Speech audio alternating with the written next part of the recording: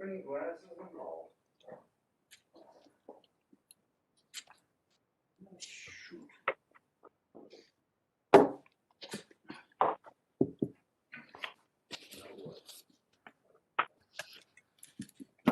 So, morning, everybody.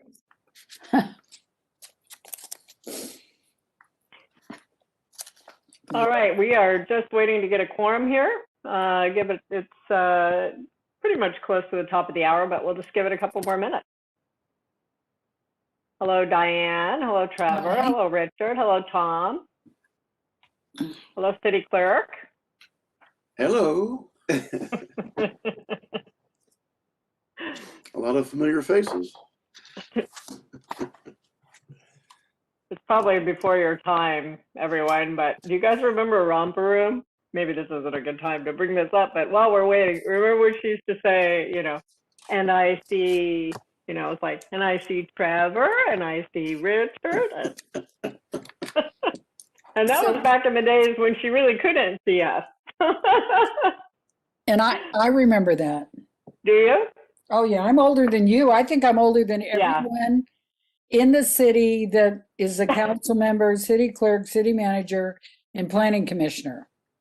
Well, you don't look it. That's why we didn't know. Well, I have my hair colored and makeup. Just kidding, I don't wear makeup. But I did go on a little walk today, and my cheeks are a touch. Yeah. Get that. And Yeah. I that actually, glow. today I met Brian, the new chief, the new sheriff, I mean. Oh, Yeah. cool.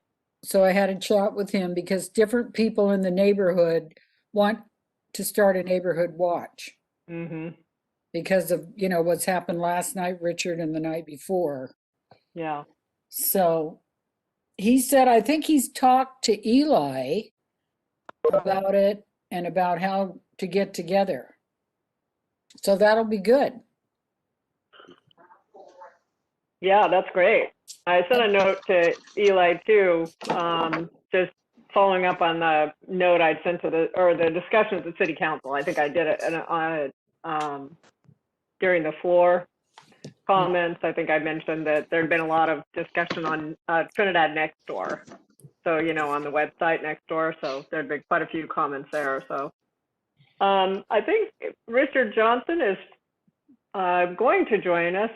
I don't see him on. Let me just get my toggle here. Let's give him another minute or two. It's only 2 minutes after, and that's okay with everybody. Yeah, he needs to be here. To be here, definitely. So Aaron, are you ready? Oh gosh, no, Diane. Why would I be ready? Well, I've got papers all over my dorm room here. Paper. Yeah, you should see mine. My husband was going to the shredder next week, so I've got to grab what I need.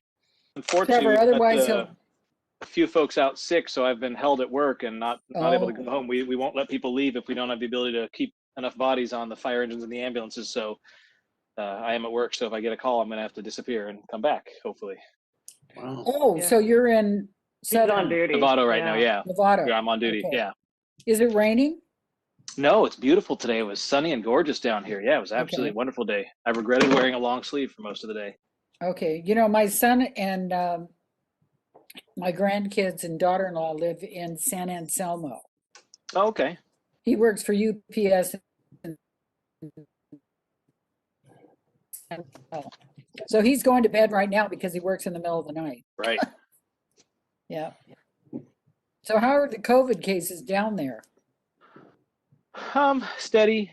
We've transported a few. There's some hotels down here that have been designated as kind of shelters for them. Taking over wings and that kind of stuff. We've got one here in Nevada, and there's a few in the county. But I'd happily tell anybody that it is real. It's not a made-up illness, and people get quite sick from it. Well, my health clinic called today, so they'll call me in 2 weeks and then schedule my vaccination and my husband. So that's good. Because I'm not going to CVS. I'm not going to the fairgrounds. want to go to my doctor's office. It's just that age thing. Right. So, all right, Richard, where are you? Yeah, I don't see him. Well, let's give him another minute or so. The first items are not super deep, so we can always start with some of the first few items. Oh, except we are going to talk about chair and vice chair, so, and possibly the water committee. Although I have to check with staff because that's not agendized. So anyway, I shouldn't be talking about anything about the meeting yet, so I'll hold off. Angela, are you there? Yes, I am. Okay, did you see Richard today or yesterday? No, but I'm anticipating that he's going to be present at this meeting. I haven't heard otherwise. Okay. Thank you. You're welcome.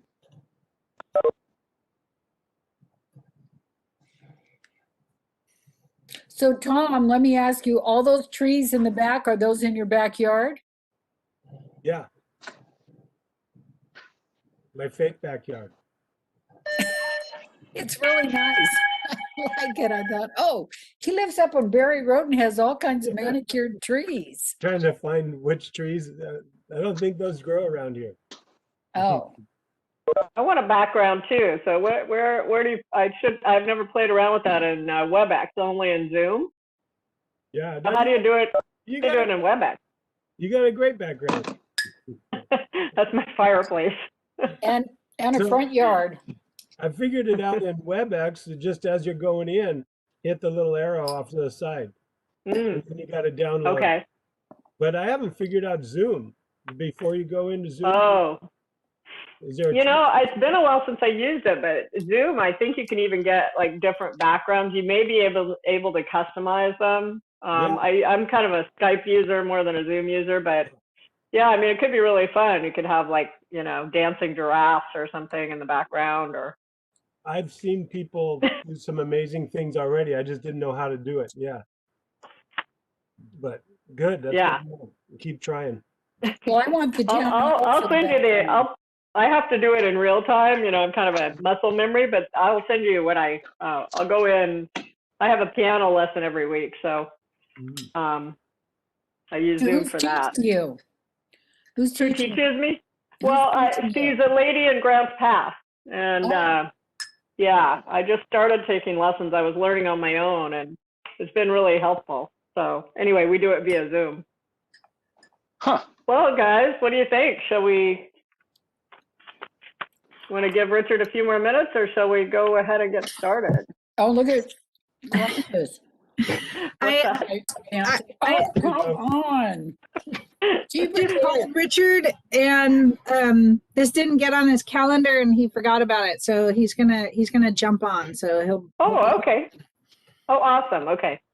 All right. So nice background, Richard. I could have shown a real one of those a few weeks ago. I was in Florida. I was doing these calls from Florida, and it was let's see, we started at 9 o'clock at night, and I would get off at about 11 or 12. And so if I was a little loopy, that was why. But the weather, oh my gosh, it was just beautiful. Okay, just filling some time here. I'll be right back since I have a second.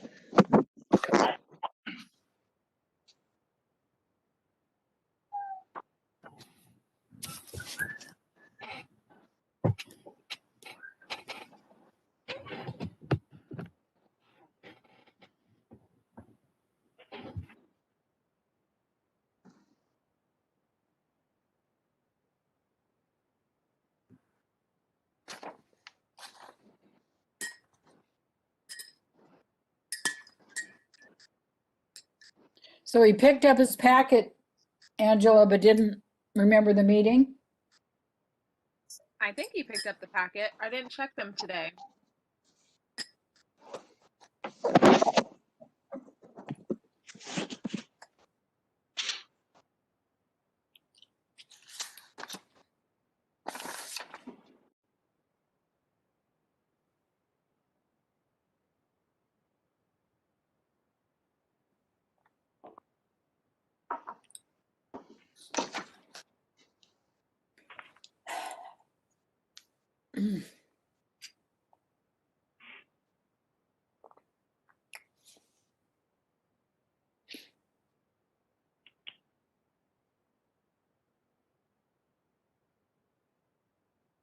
Are you leaving, Aaron?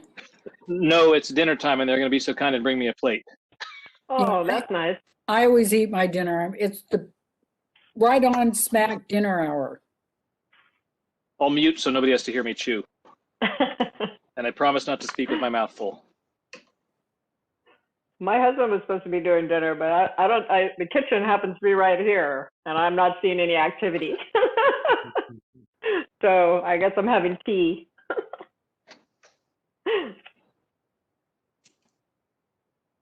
So do you do the cooking too, Aaron? We rotate. Yeah. Yeah. What are you having for dinner tonight? I'm not sure. I think it's sausage and peppers, bratwurst and peppers, I believe it smells like. Oh, wow. So, yeah. Isn't that the new guy's job? Exactly. It's a good thing we don't have smell-o-vision. Right? Yeah, exactly. Oh, you're the best, Matt. Thanks. Thank you. Do a little- Oh, look at that. With, yeah, and a cookie? No, no cookie. Oh. But I did buy ice cream earlier today. I'll be honest about that. So. Lent started today. It's Ash Wednesday. Mm. Mm. Mhm. Mm.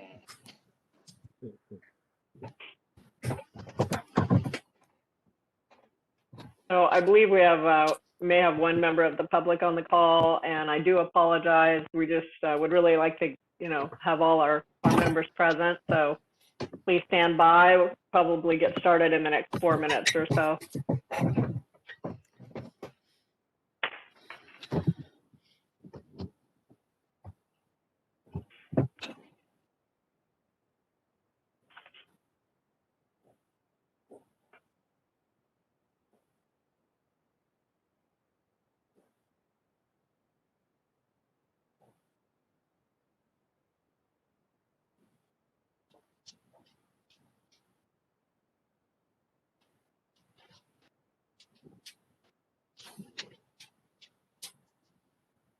I've been hearing a lot of Coast Guard activity today. Does anybody know is there anything going on that anybody knows about?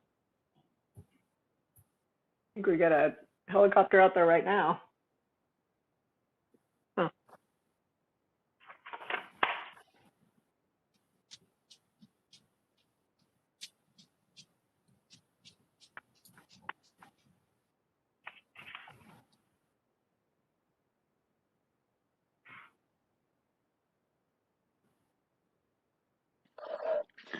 Maybe the Coast Guard's looking for Eli, is Richard. this on TV? Good one, Eli. Is Access Humboldt on TV? Eli. I think he's muted. Yeah, I didn't know you were asking me. Yeah, Access Humboldt is accessible through the internet, I believe on YouTube. I think she's asking if we're being recorded Okay, how do by we turn- Access Humboldt. Yeah, yes, we are. Okay, video as well as audio, or? And then they show it later? Well, it actually can be seen now, and it can be seen later. So whichever the people prefer. Okay, and I hope we start that when the meeting starts, or otherwise we probably bored people to tears for the first 10 minutes. Yeah, I think it's the recording is going on. Angela's on there. She might have better info, but usually they started like between a half hour before and a quarter before, at least they get it going. But then later on, they'll tweak it. Yeah, I jump on about 5:30, and I think I saw them pop on about 5:45. Okay, All right, well, good to know. Thanks for asking, Diane. I thought the recording started when the meeting started, so it'll be interesting. Okay, or chit chat, pre-meeting chit chat. All right, we have a quorum. Let's go ahead and call the meeting to order. It's February 17th, 2021, the City of Trinidad Planning Commission meeting. And we, as always, will start with a roll call, please. Commissioner Kelly, I'm here. Commissioner Johnson, He's muted. I see him. Yeah. Commissioner Stockness, Present? Commissioner Hopkins, Yes. and Commissioner Heikkinen. Is that how you Nice, say your last? perfect, well done. Yes, present.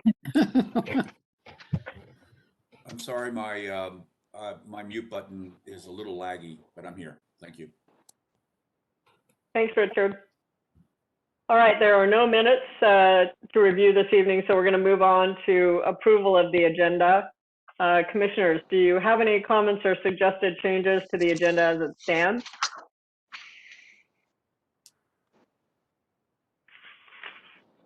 Nope. Nope. Oh. Nope. Okay, I see seeing no changes. We're going to move on to items from the floor. And as usual, I'll read my little blurb. At this time, we offer members of the community an opportunity to come to the podium, and in this case, to raise their hand or speak for up to 3 minutes to comment on items that are not on tonight's agenda.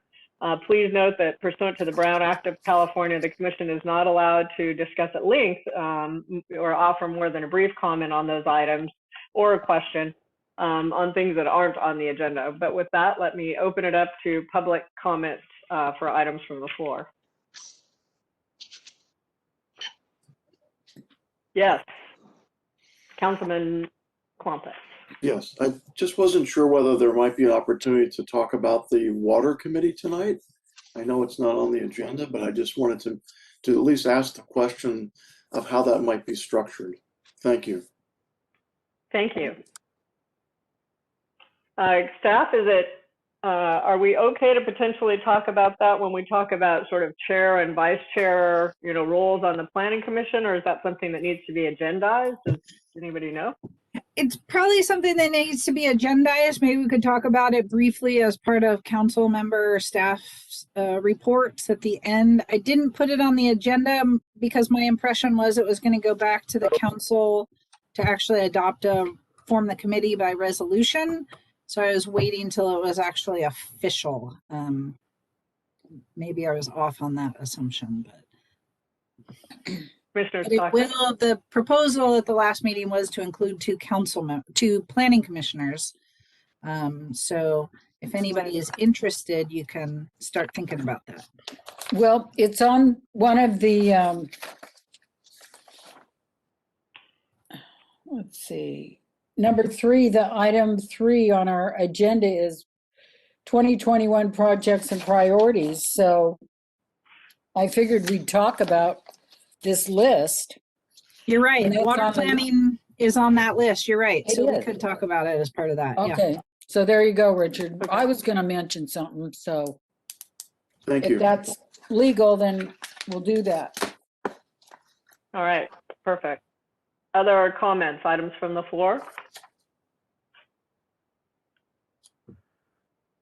Okay, seeing none, we're going to move on, and I'm going to go ahead and close public comments. The first agenda item tonight is to welcome our new planning commissioner, Aaron Heikkinen.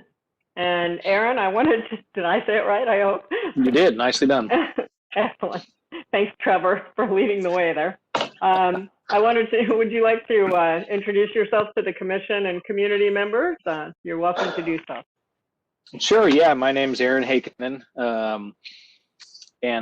Let's see, I moved to Trinidad a little over a year ago, maybe a year and a half now, up from the Bay Area. I've got a brother who's been up there. He and his wife both went to HSU. They've been in West Haven for, over 20 years. And I've always loved the community and have always just kind of peaked at real estate up there and found this great opportunity and moved into town, and we've been very happy here. Looking forward to giving back to the community. Well, we're thrilled to have you. Welcome. Thanks. And I also I'm glad wanted to have him as a neighbor. Yeah. And Yeah, we Aaron is on the volunteer fire department and could probably put a plug in that we would like to have more people to join. Always, Hey. yes. Sounds good. All right. I also wanted to recognize that Diane Stockness, who's been serving on the commission since, I believe, 2012. Is that right, Diane? Just signed up for another tour of duty. I think it's 2013. 2013. I can't Yeah. remember. So fabulous tenure of service. Thank you, Diane, for re-upping with us. And then I would also be remiss not to mention that our second newest member of the team, Tom Hopkins, has also, I believe, yes, renewed his membership. Okay. All right. So thank you, everyone. And moving on then to our second item for this evening. This is the election of chair and vice chair to the Planning Commission. So Commissioner Stockness brought this up in our February 4th meeting. And then our city planner, Trevor, has provided the municipal code related to the item in this packet. I did, just as point of fact, I just wanted to mention that I've now served as the chair of the Planning Commission for a year, since January of 2021, when I took over from John Graves. Okay, so Trevor, did you want to walk us through this, or? Yeah, thank you. I didn't realize that when I looked back at my records. I guess I didn't write a memo about it in 2020. So the most recent memo I could find was in 2018. So I was thinking that's when we last did this. So, you know, somewhere along the line we got off. So we should probably be on the same cycle as the election cycle. I'm not sure the best way to get back on that. The elections are for a 2-year term, so I think we could technically say that we don't need to do this for another year.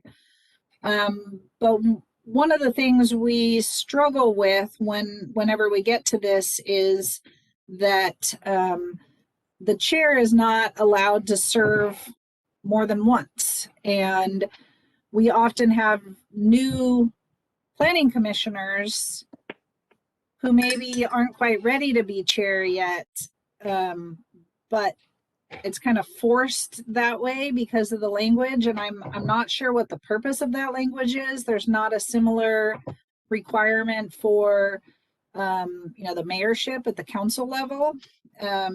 So to me, it seems like we might consider recommending to the city council that they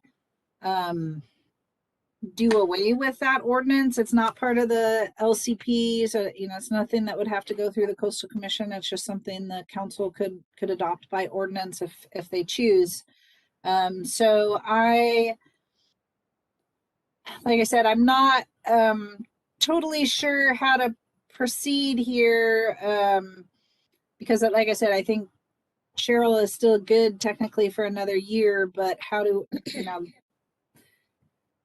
people change during the election cycle, so it'd be better if we were on that cycle at some point. I just don't know the best way to get there, so I'm open to discussion on that. Go ahead, Diane. Well, I'm glad that Cheryl has only been on 1 year, so I am going to nominate her for another year. And I would like to take this ordinance to the city council. I was going to try to find Jack West today, but I had a couple out-of-town people drop in with masks. So I think I'm not really in favor of the ordinance, because of the availability of volunteers and the new people. So I would say, let's take this ordinance to the city council and say, okay, do we really have to do this? Because you're not doing this for mayor and mayor pro tem. I think 2 years is fine, and then changing every 2 years, but I don't think today's is the day to change. And Richard, are you vice chair? Currently, I'm vice chair, yes. Okay, so I would nominate Richard for vice chair too. Just so we go through another year and then we have time to talk, have the planning, I mean, the city council look at the ordinance about not being able to serve again. Because the background that Richard has, if Cheryl wasn't going to do it, I was going to nominate Richard because we need his background to get Tom and Aaron into all these items that we have, because we have the general plan and the water issues and a lot of public comments. And we've had that for a couple years. Okay. So Thank you. Angela, take Other, my motion. I'm done. so do we want to have a little further discussion first? Why don't we have further discussion and then we'll, I guess at Right. that point, Okay. yeah, procedure wise, I'm just trying to figure out if, or do we go to a motion approval? But Commissioner Hopkins, I believe your hand was up next. It could still, a person could still be voted out though, if they, like after 2 years, then they could be voted out. And what Right. we're really talking about is just getting rid of the fact of not being able to be reelected, correct? Then I'm fine. Yeah. And Commissioner Johnson, I believe you had your hand up as well. Yes, I agree with Diane that this is something that maybe we should take back to the council. It's always been a little awkward, especially with having new commissioners. And if there is any concern about the, I'll say, legality of what we are doing tonight, I would recommend that we just say that we have interim chair and vice chair, and then we can take it to the council and formalize it if there would be any concern that we were doing something that was not legal or whatever, not per the ordinance. But yeah, I agree with Diane at this point. Yes. And I agree as well. I kind of like the 2-year limit because, you know, I think it's good to rotate, but we have run into that problem of, you know, it comes time for rotation and we have to pick the newest person. So I like the idea that people who have been chair before can become chair again. And Commissioner Heikkinen, I don't know if you have a, yeah, go ahead. Yeah, the only thoughts I had on it, just looking through this, is some concept of a conditional term limit, so to speak. So that way, you know, if there's no interest, then somebody can repeat. But if somebody else has interest, then they're afforded the opportunity, which might, I'm sure this was put in here for some reason. And then just a technicality question. If last year you were elected to a 2-year term, do we need to have a motion tonight, or are you already on a 2-year term and have another year of that to complete? And would that also go for the vice chair? I don't know. Yeah, so I was appointed to the Planning Commission 2 years ago, and I guess it's called appointed by the commission as the chair 1 year ago, correct? So technically, yeah, my term is not up of 2 years serving as chair. As all, you know, I mean, I think there's also an option in this for people to say, hey, if somebody else really wants to do it, you know, please speak up, and you know. I mean, you know, I'm flexible basically, but I'm happy to continue to finish out the year, another year if that's what's desired. So yeah, I like the idea of in 2 years we kind of look at it, right? Because you might, you know, we might decide we don't want somebody doing it for 3-4 years. You know, we want to kind of mix it up and get different people leading, and yeah. I'm sorry, Diane, I didn't mean to talk over you. Were you going to say something? Well, there have been different planning commissioners that have lasted not even a year, couple months. And so, you know, because you and Richard are very dedicated and Tom has done a great job, and now Aaron is brand new and he's ready to go. I just think that we should take my idea of keeping you one more year and Richard, and then recommending to the council that they eliminate this rule, look at it and then eliminate it because of the turnover, you know, and we just don't have a lot of volunteers. All right. Normally at this point, before going, I would open to public comment, but I don't see any public. I'm going to go ahead and open to public comment before we finalize this, just in case. All right, no public comment, so coming back to the commission. So I guess Diane has made a motion. Is there a second to Or a that? recommendation. A recommendation. Is there, do we need a second then, Trevor, or do we just? Well, so I think maybe that I would suggest that no action is needed because 1 year ago you were appointed to a 2-year term. So that's still good. Yeah. I just didn't realize that when I put this on the agenda. And I apologize for that. And then I think maybe next year when we do the elections, it should be for just a 1-year term so that we can get back on the election cycle. And so that might be a good time to do that so that we get back on that same time period. That's a good idea. Yeah, and I think Commissioner Hopkins had his hand up and the next, and then Commissioner Stocknell. Oh, I was going to second it. Oh, okay. Thank you. Well, I don't think the council members are elected. I mean, they're every 2 years. Okay, so that's what you want to do, 1 more year and then get on with the same cycle back the into- council members are on? Okay, now I get it. Thank you. I agree with that. And I guess the other thing is, you know, if anybody, if I'm going to be doing this for another year, you know, please let me know if you have it. Send me email private or give me a call. If you know, if there are things you want to see different, you have questions, you know, you can always reach out. I'm perfectly open to, if things have been going well the past year, I'll just keep doing that. But if you have some suggestions or ideas, let me know because we can always improve going forward. So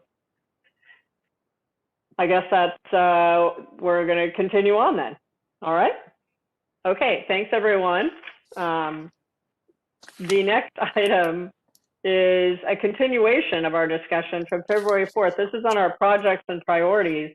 And the city planner, Trevor, has, I guess I don't have to say city planner because we have no public on at the moment. But anyway, Trevor has taken another pass based on feedback from that meeting. And she has listed out sort of first, second, and third tier priorities. And at last week's city council meeting, I just wanted to mention too that Tom Davies had asked for a review of the status of the general plan as well as for this list of priorities that the Planning Commission is working on, which is fantastic because that's exactly what we had hoped to do. So after we run through it tonight, Trevor will give us the staff report first, and we'll go through this. But after we run through this, then that will go back to the city council and the mayor so we can hear, you know, kind of if they're in agreement with our overall strategy.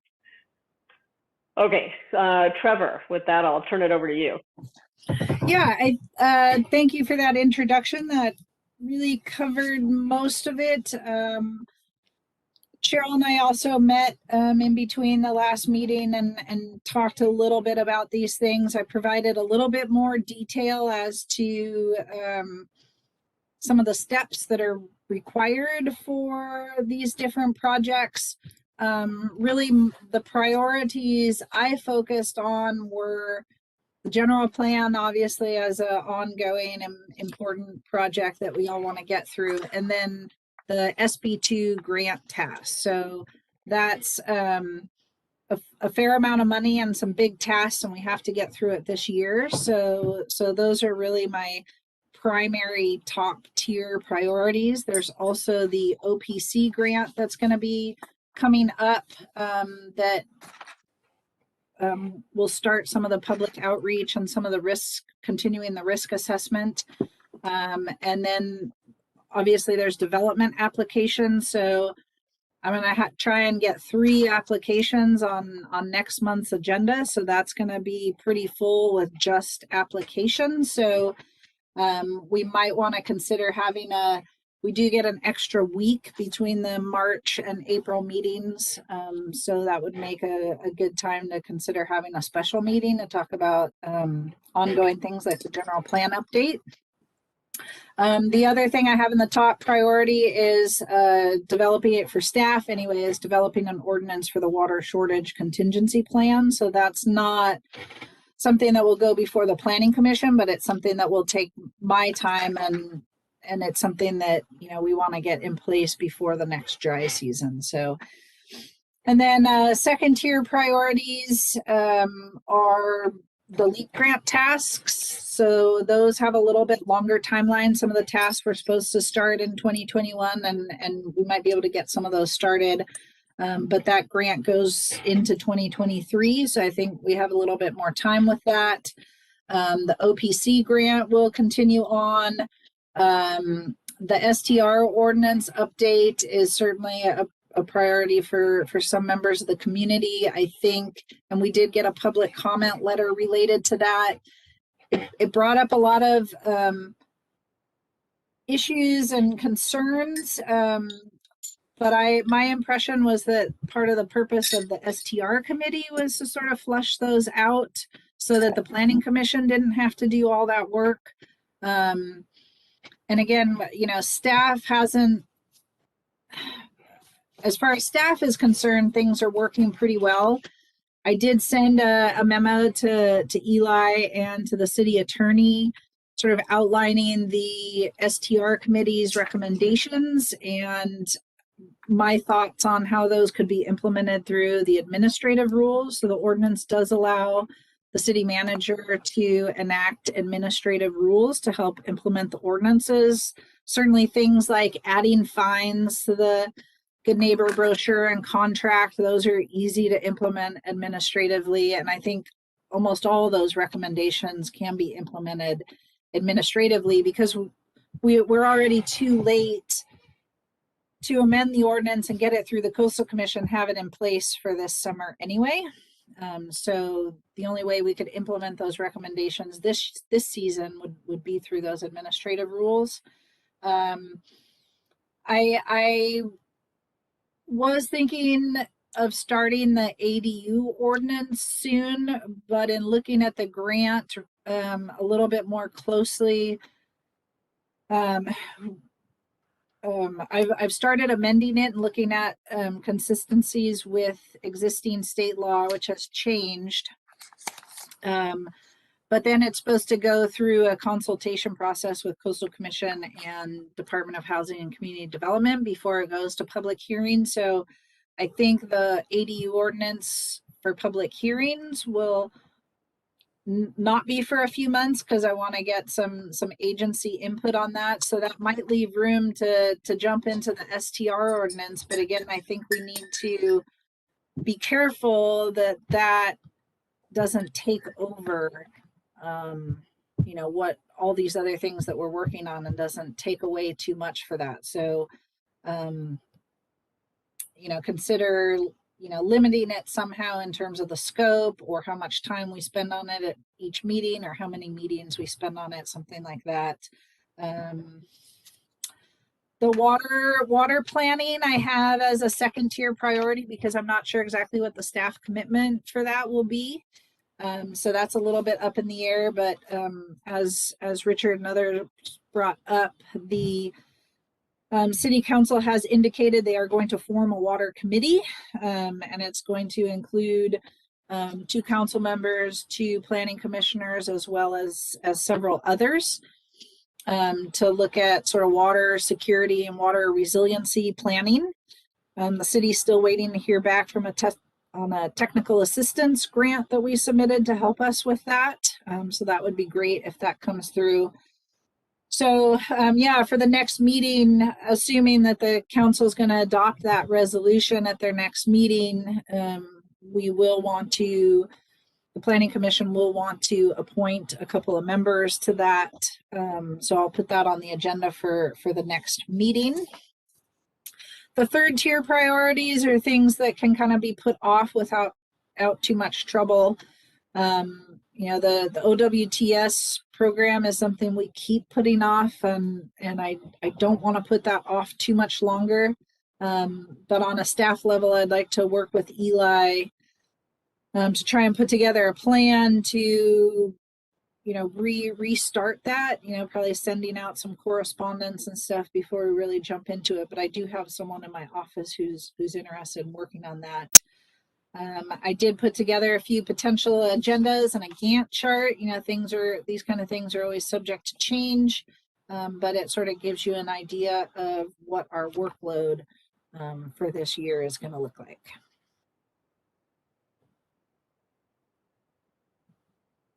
All right, thank you. Let me open it up. Commissioner Johnson. Trevor, I'm just questioning, and hopefully you can help me understand. It's my understanding that the ordinances need to be completed before we can submit the general plan to the Coastal Commission. So with that in mind, while I understand that maybe it's not as high a priority as getting the actual general plan complete, it seems to me that that's still very important and is going to be the long pole that is going to have to hold up the tent. So what's the rationale for putting that at a lower priority? Yeah, no, that's a good point. It was higher on my priority list. It's just, I don't see that we can really fully delve into that this year because of these other grant tasks that we need to complete if we're going to spend that money. Some of the SB2 grant tasks do include ordinance updates. So like residential design standards, so design review findings. I have done some updates. Some updates are going to have to wait for the general plan because we don't know what they're going to look like. And, you know, realistically, working with the Coastal Commission, the general plan is still, you know, the city might adopt it this year, hopefully, might be nice. But then the Coastal Commission, there's definitely going to be some back and forth with the Coastal Commission. And during that time, we can continue to work on the zoning ordinance update. So basically, we're saying that the general plan submittal to the Coastal Commission is still probably a year and a half away.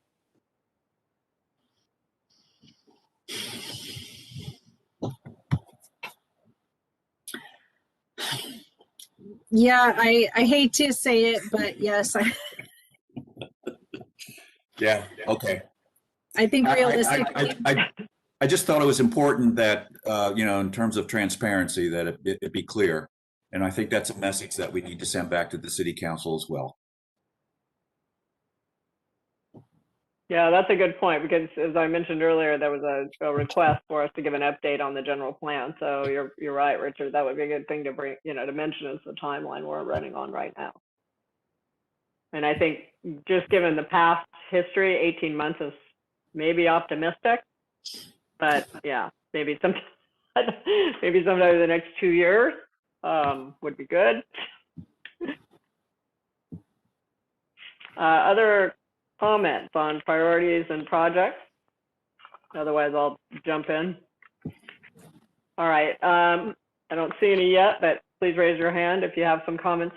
So I was just thinking, Trevor, that maybe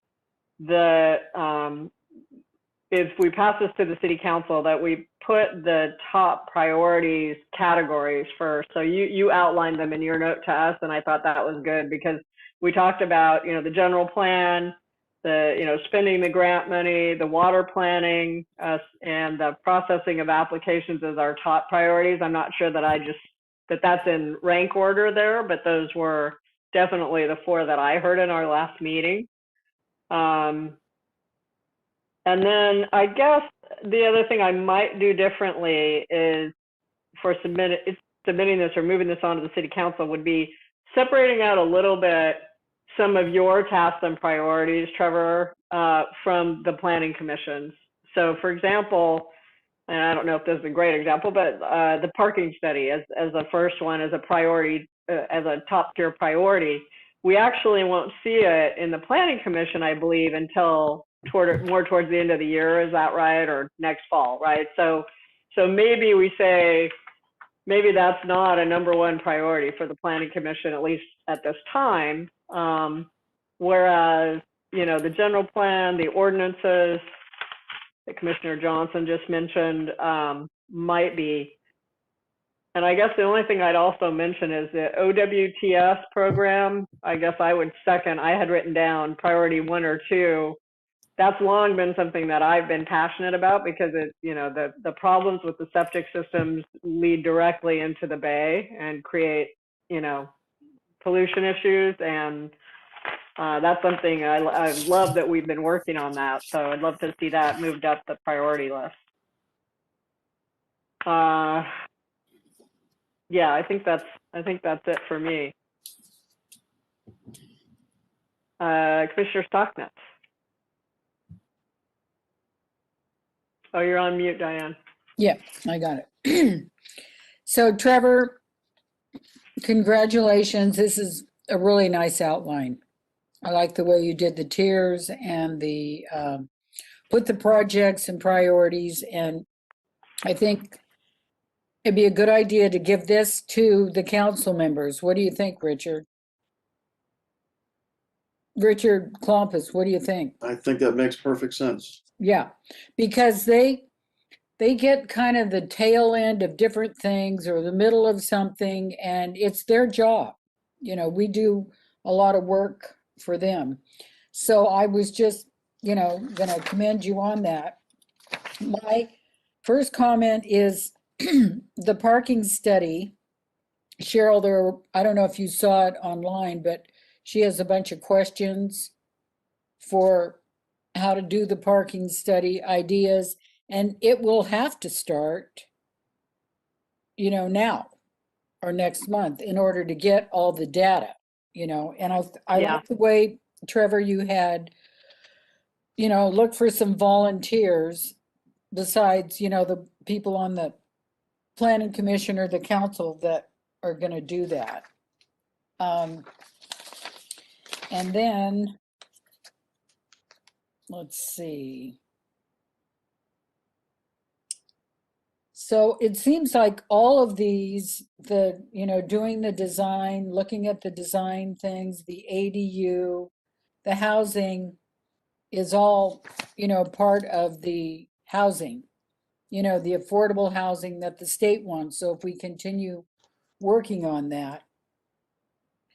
But I am also, like Cheryl, concerned with the OWTS, the septic, because the people that were walking with me today want to be hooked up to water from the city, and they want to know why a lot of the septic tanks aren't being redone. And they're not in the city proper. They're up West Haven. So I'm just bringing that up, that they were concerned about that, and they want city water. And why didn't you do the feasibility? So I tried to explain that. And then talking about water, that the resiliency committee needs to include Steve Madrone. So Angela, put that in the notes. Invite Steve to be part of the water resiliency committee. He has so much knowledge, and we've been talking about this, water plan for what, 10 months or a year. So I would like to see him, along with the other people on that. And I think, with the STR update, Eli can do some of the, administrative process, but we need to get the Good Neighbor brochure on the website and the violations with the fines, the fine amounts, and that way, I think, you know, Tom's always talking about the website, and I think that would be good for visitors, tourists to see, okay, this is how the rentals are run. These are the fines or the violations, and these are the fines, and then it's right up there. Okay.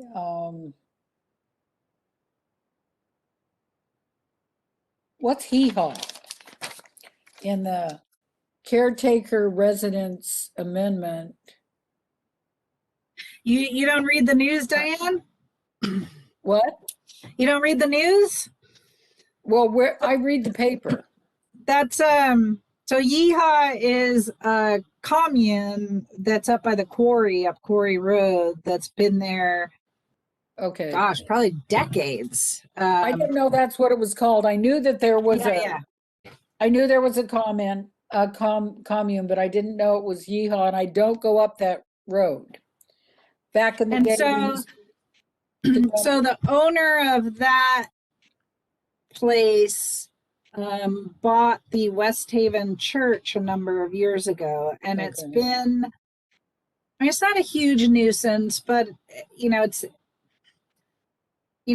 some of it is private nuisance issues. There hasn't been a lot of violations, but it's not zoned for residential use. It's zoned for public and religious. And, you know, the owner keeps saying that he wants to have a church or a school, but I don't, you know, it's now been at least 5 or 6 years that he's owned that. And, you know, that zone allows for caretaker residence, but there's no, that's as an accessory use. So without a primary use. And it's not ADU. Well, it's not an ADU because there's no primary use right now. It's vacant. So staff as a potential solution have talked about trying to define a caretaker unit and putting you can have a caretaker unit without a primary use for 6 months unless you're pursuing an application for something, just to try and prod him into doing something so that property doesn't become the next Yeehaw. You know, it might be a really easy ordinance amendment to process. You know, I don't know how much of a priority it is, certainly for some of those neighbors. But like I said, there aren't a lot of the violations have mostly been cleaned up. It's not an egregious kind of situation at this point. So. Okay, and I wanted to tell you, I like the calendar map on the back. That's really, I'm a visual learner.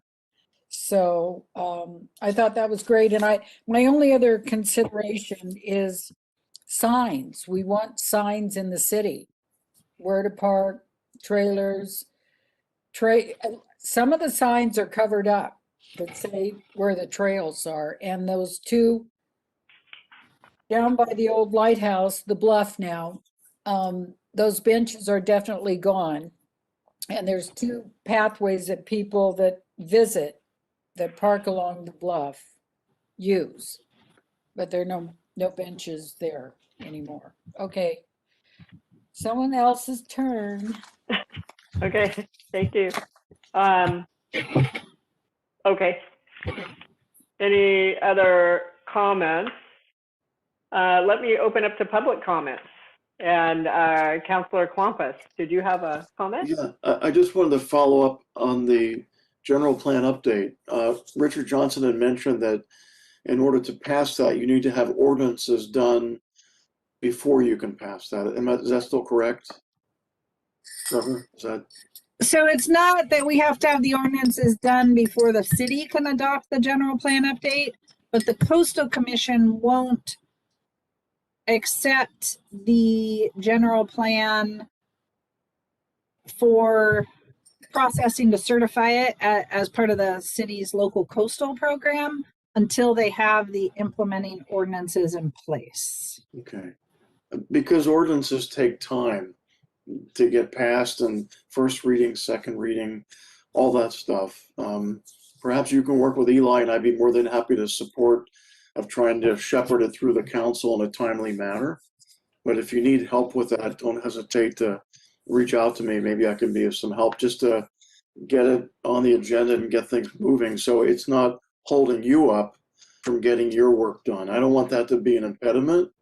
It's a whole different level of complexity. So if I can be of any assistance to the planning commission, just let me know.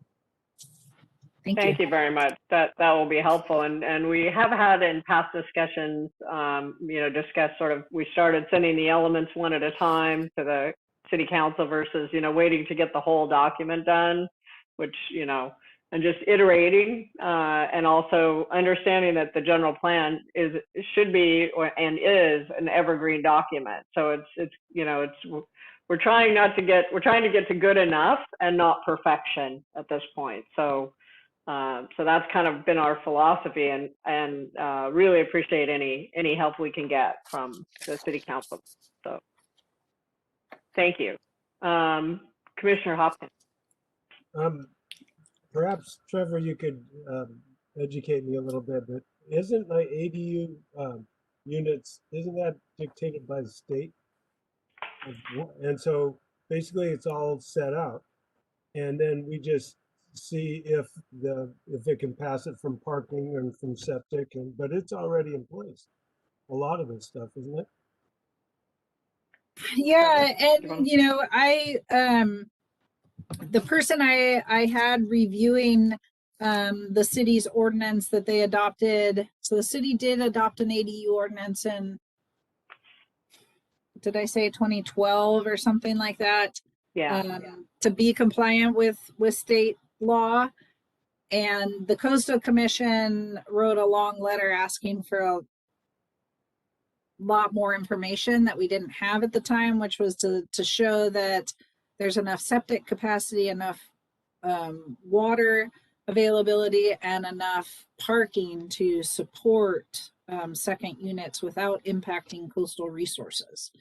So now we've done our groundwater model, and the groundwater study is part of the stormwater project. So we've got the wastewater information. We've done all these water studies in the last few years. So we've got the water information. And then with this parking study, that should provide the last piece. And state law has changed. So basically we just need to update based on state law. And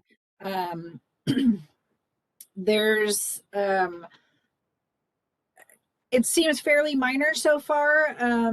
Parking is one of the things where like you can't require parking in a lot of situations for ADUs, and that could become problematic, but that's something we'll look at with the study.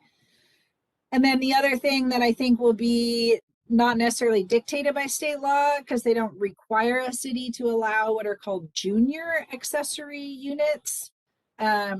But they allow for that, and that's where you sort of carve out a very small kind of studio space out of an existing residence. And the Coastal Commission actually doesn't consider that development, so that I think is probably the most promising way to create new affordable housing units in the city. So we're going to add that to the ordinance. But it's going to we have to send it to Housing and Community Development. So now state law requires that agency to review them. And then before we can implement it, it has to be certified by the Coastal Commission. So I need to consult with both those agencies. And I think I've mentioned at a past meeting, it'll be interesting because the Coastal Commission is sort of in a little bit of a flux with that right now, because they've never emphasized housing, but they're starting to understand that that's a state priority, so they're starting to look at that more. But I'm guessing that most of these second unit ordinances have not been enacted in the coastal zone, because cities they can comply with state law by enacting an ordinance outside the coastal zone. And so they don't bother with doing it in the coastal zone because they don't want to deal with the Coastal Commission. Trinidad, we don't have that luxury because we're all in the coastal zone. So we're stuck. So it'll be interesting, I think, how they deal with that. Thank you. I did also want to speak a little bit more about the parking study. So yeah, I've put together some surveys that there's one for visitors, there's one for residents, and there's one for employees or businesses that are sort of a separate set of questions. And that's just to help inform the results of the study. And, you know, we might not pick everything up when we're going out and counting the number of cars that are taking up parking spots. So just also to get people's impressions of where it's more difficult to park, when it's more difficult to park, what the issues are, that kind of thing. So Angela is going to help me get those formatted and get those on the website. And then we're going to put out an announcement in the Friday email newsletter to get people to start filling that out. And then we're also going to try and start getting volunteers. So for doing the count. So the way this is going to work, I've sort of divided the city, and really we're just doing the main part of town. So not Berry Road or Scenic, but everything else, you know, west of the freeway. I've sort of divided it up into 4 quarter-mile stretches and we'd be looking at doing so for each sampling event, it would be a weekday and a weekend. And we're going to try and do, you know, something winter, something spring, typical summer, and then peak summer. So try and do 4 events, 2 days each. And then it'll be, you just go and count cars. You know, we'll probably do like a morning, a lunchtime, an early afternoon, and sort of a sunset time. So 4 times during the day. You know, just walking a quarter-mile and counting cars. So if anybody wants to volunteer, it's not too much effort, hopefully, and but the more the merrier.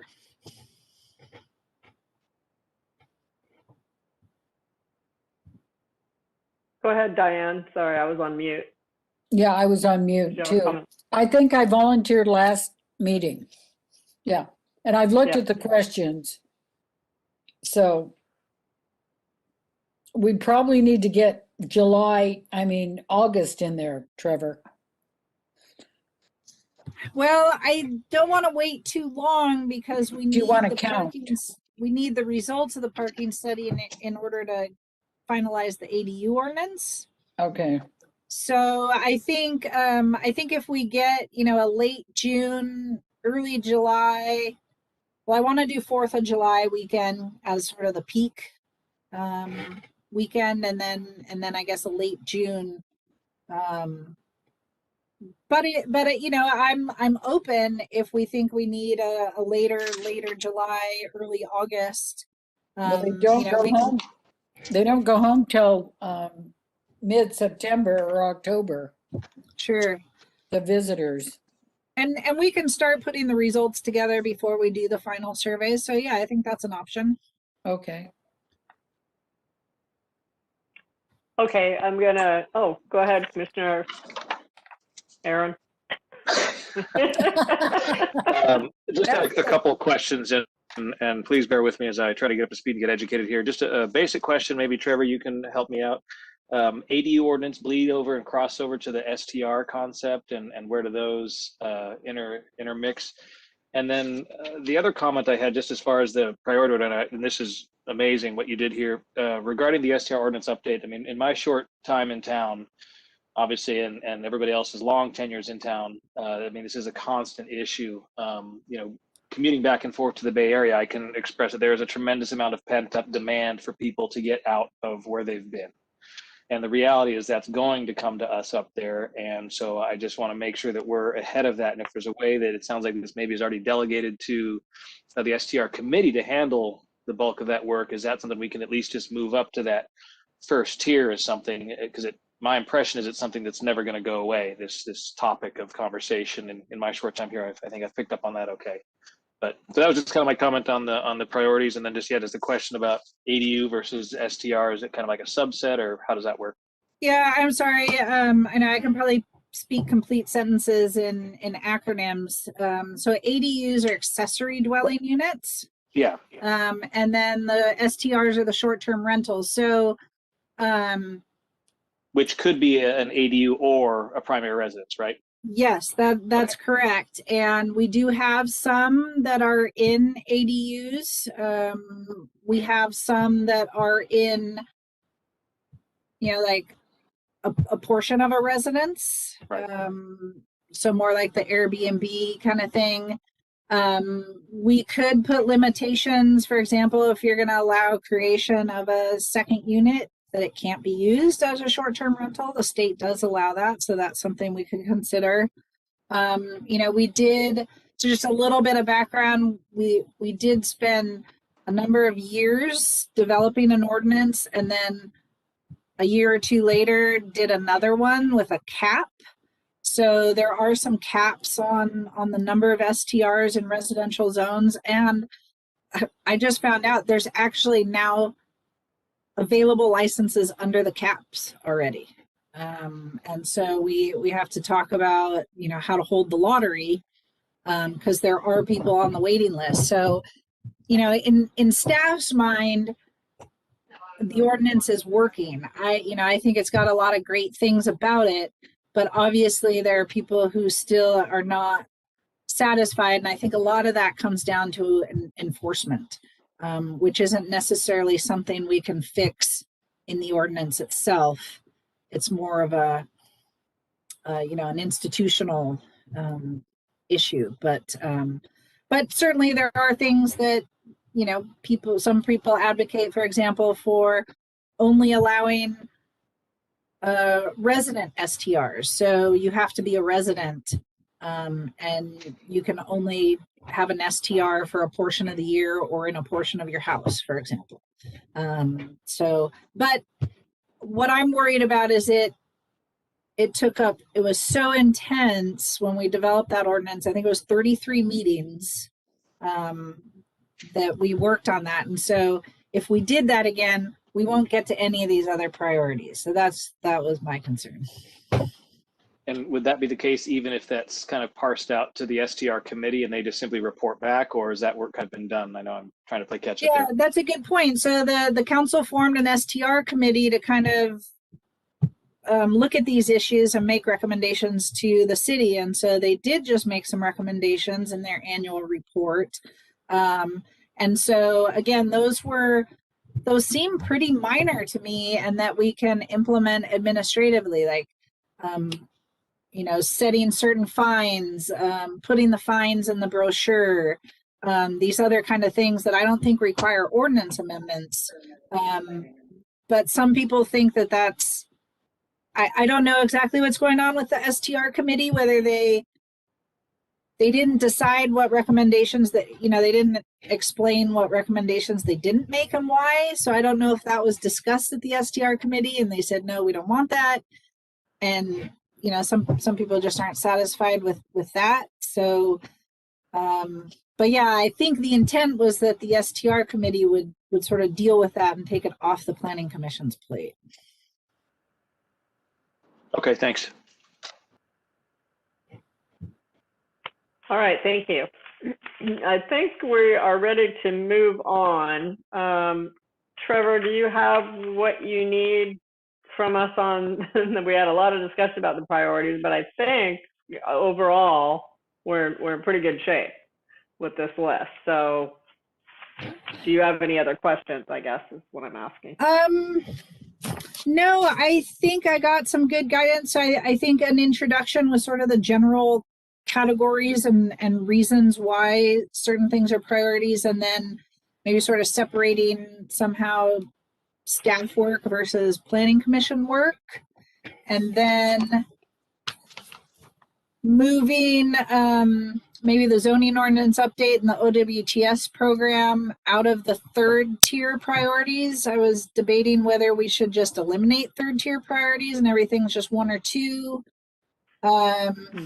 Something else came up that I thought could maybe be a third tier though. Oh, the signage. Yes. So we've talked about signage a lot. That could be another sort of future priority, but something we can put off for now, that I would sort of put in that third tier.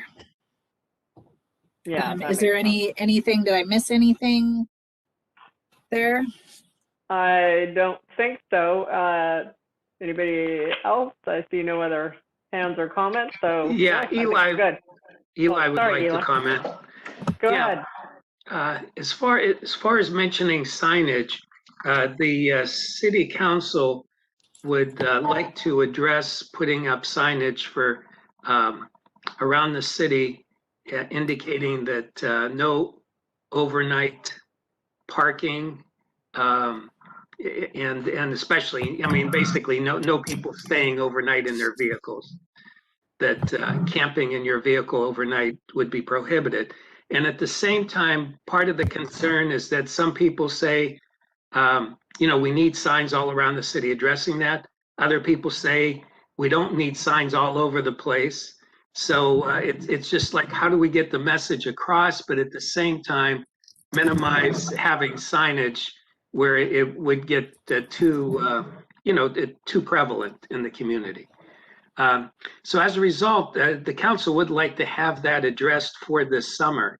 And then somehow if the planning commission can weigh in on how that might be achieved, even if it's just focusing on that particular portion of the issue rather than getting into the whole signage ordinance. But I thought that would be helpful for the city council if you could somehow address that. Okay, it's good to know. I did my pitch a few meetings ago for a signage master plan, even though I didn't want to necessarily put more on our plate as a planning commission, but we're kind of in need of a master plan for the city overall for signage, because what's happening is we're just putting up more signs, different signs. Same with the trails are the same, where we actually end up with more signage than if we just had a master plan and consolidated some of our signage around certain categories. So that's my pitch for that. But whether or not we have the time and the bandwidth to take it on is another whole topic. So Commissioner Johnson. So I cannot remember the year in which we did it, but Trevor, you may recall that we did attempt to do a master plan for signage in the city. It's been maybe 8 to 10 years ago, unfortunately, but there may be a lot of good nuggets that can be mined out of that fairly significant effort that we did. We did a complete audit of all signs in the city and categorized them. And unfortunately, we got bogged down when it came to trail signs. But I'm just suggesting that there might be some things that are worth recovering from that original effort. And I can probably go back through my notes to find out exactly when it was, although you probably have it too, Trevor. So thank you, Richard. Yeah, go ahead, Trevor. So I was just going to say, I believe I requested that plan, and I can't remember right now, actually, if it was Angela or Trevor that sent it to me, but I have that. I can't remember the date. I'd have to pull it up. But you're right, Richard. It's like, I don't have it in front of me, but it's a 20-page document, maybe 30 pages with pictures and inventory of the signs. And last fall, and maybe we should save this for when we actually discuss this, but last fall I walked around and looked at most of the signs that were in that in the city. I didn't go outside of the city limits. I just looked around and primarily trail signage. But anyway, bottom line was, I believe it was done maybe 10 years ago, maybe 2013. Nothing had changed, basically. I mean, I looked at, the signs are pretty much all still there. Some of them are more faded and more dilapidated, but pretty much that inventory is intact or is still valid. So it would be a good starting point for us. So anyway, so Trevor, did you have something you wanted to add? Yeah, I was just going to mention to Eli, just so he knows. So, that is a overnight parking, camping as a coastal access issue. It's not going to be an easy process, I don't think. I do see that the city does have Chapter 12.18, public grounds, says there shall be no camping or loitering on public grounds or in public buildings between dusk and sunrise unless a permit for such use is issued by the city council. So maybe that could be used to say that we've already got this prohibition on overnight camping on streets. But again, the Coastal Commission might say that conflicts with the Coastal Act potentially, and that it needs to be part of the city's LCP if we're going to implement it. And then, of course, signs have always been controversial, and putting up a bunch of signs on public streets saying no overnight camping. I mean, the city has been trying to get rid of signs for years. So I just think it's more of a can of worms than it might seem on the surface. So just to let you know. Commissioner Stockton? So Unless Eli, let's see. sorry, go ahead. I don't see Eli, if Eli wanted to respond or no, but. Yeah, if I could for just a moment, Sorry, all I wanted to say regarding what Trevor had mentioned is, yes, I agree. We need to somehow keep signage under control. And part of the process I thought we could address is maybe having like one larger sign when people enter off of the freeway on Main Street that basically might list like 3 or 4 things, including, no overnight camping. So that this way we just get the message across, plus we have a notice that the police could enforce, but at the same time, we're not having the same thing repeated on every street. Commissioner Stockton, you were going to say something? Please. You're on mute again, Diane, sorry.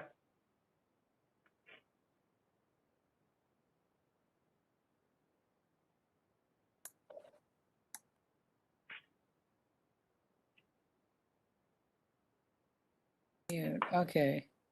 There you go. Can you hear me now? Yes. Okay. We need the no overnight camping sign.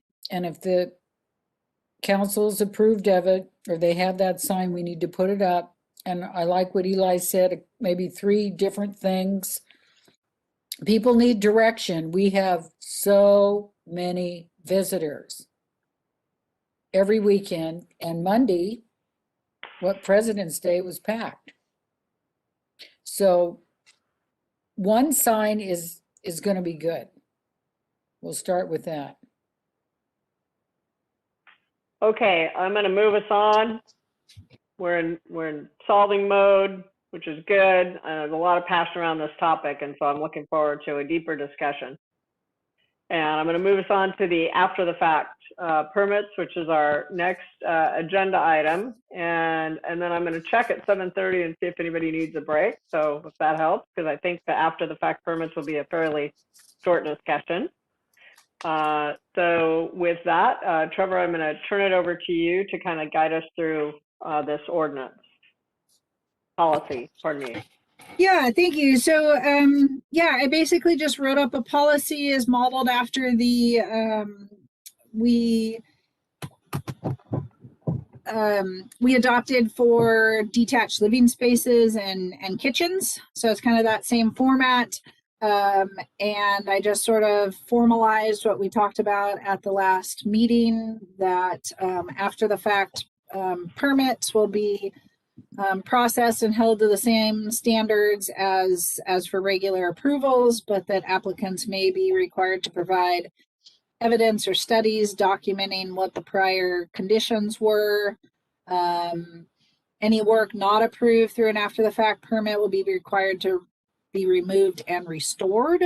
And then unless the Planning Commission determines there were extenuating circumstances, then after the fact approvals will be conditioned on the applicant paying double the permit costs, which may vary depending on the actual cost of processing the application. Okay, I might ask Commissioner Johnson first, since he brought this to our attention, if he has any comments on this. I thought it looked fine so far. Yeah, fundamentally, I'm fine with it. The only thing that I've been noodling on, and I don't really have an answer for it, is regarding how long into the work process someone may be before we would start forcing them to pay twice the amount of the permit costs. I'll retract that. I think I'm okay with it right now. And yeah, I don't see any real problems with it. Thank you. All So right. just to clarify, Richard, do you mean, so if someone, built one wall as opposed to 4 walls, do you charge them double on the entire permit cost or 1 wall's worth of approval? That's what you're getting at? Yeah, you articulated it better than I did. Yeah. Yeah, but that's kind of what I was getting at. Where do we draw the line on charging them beyond that? But and maybe you have a solution.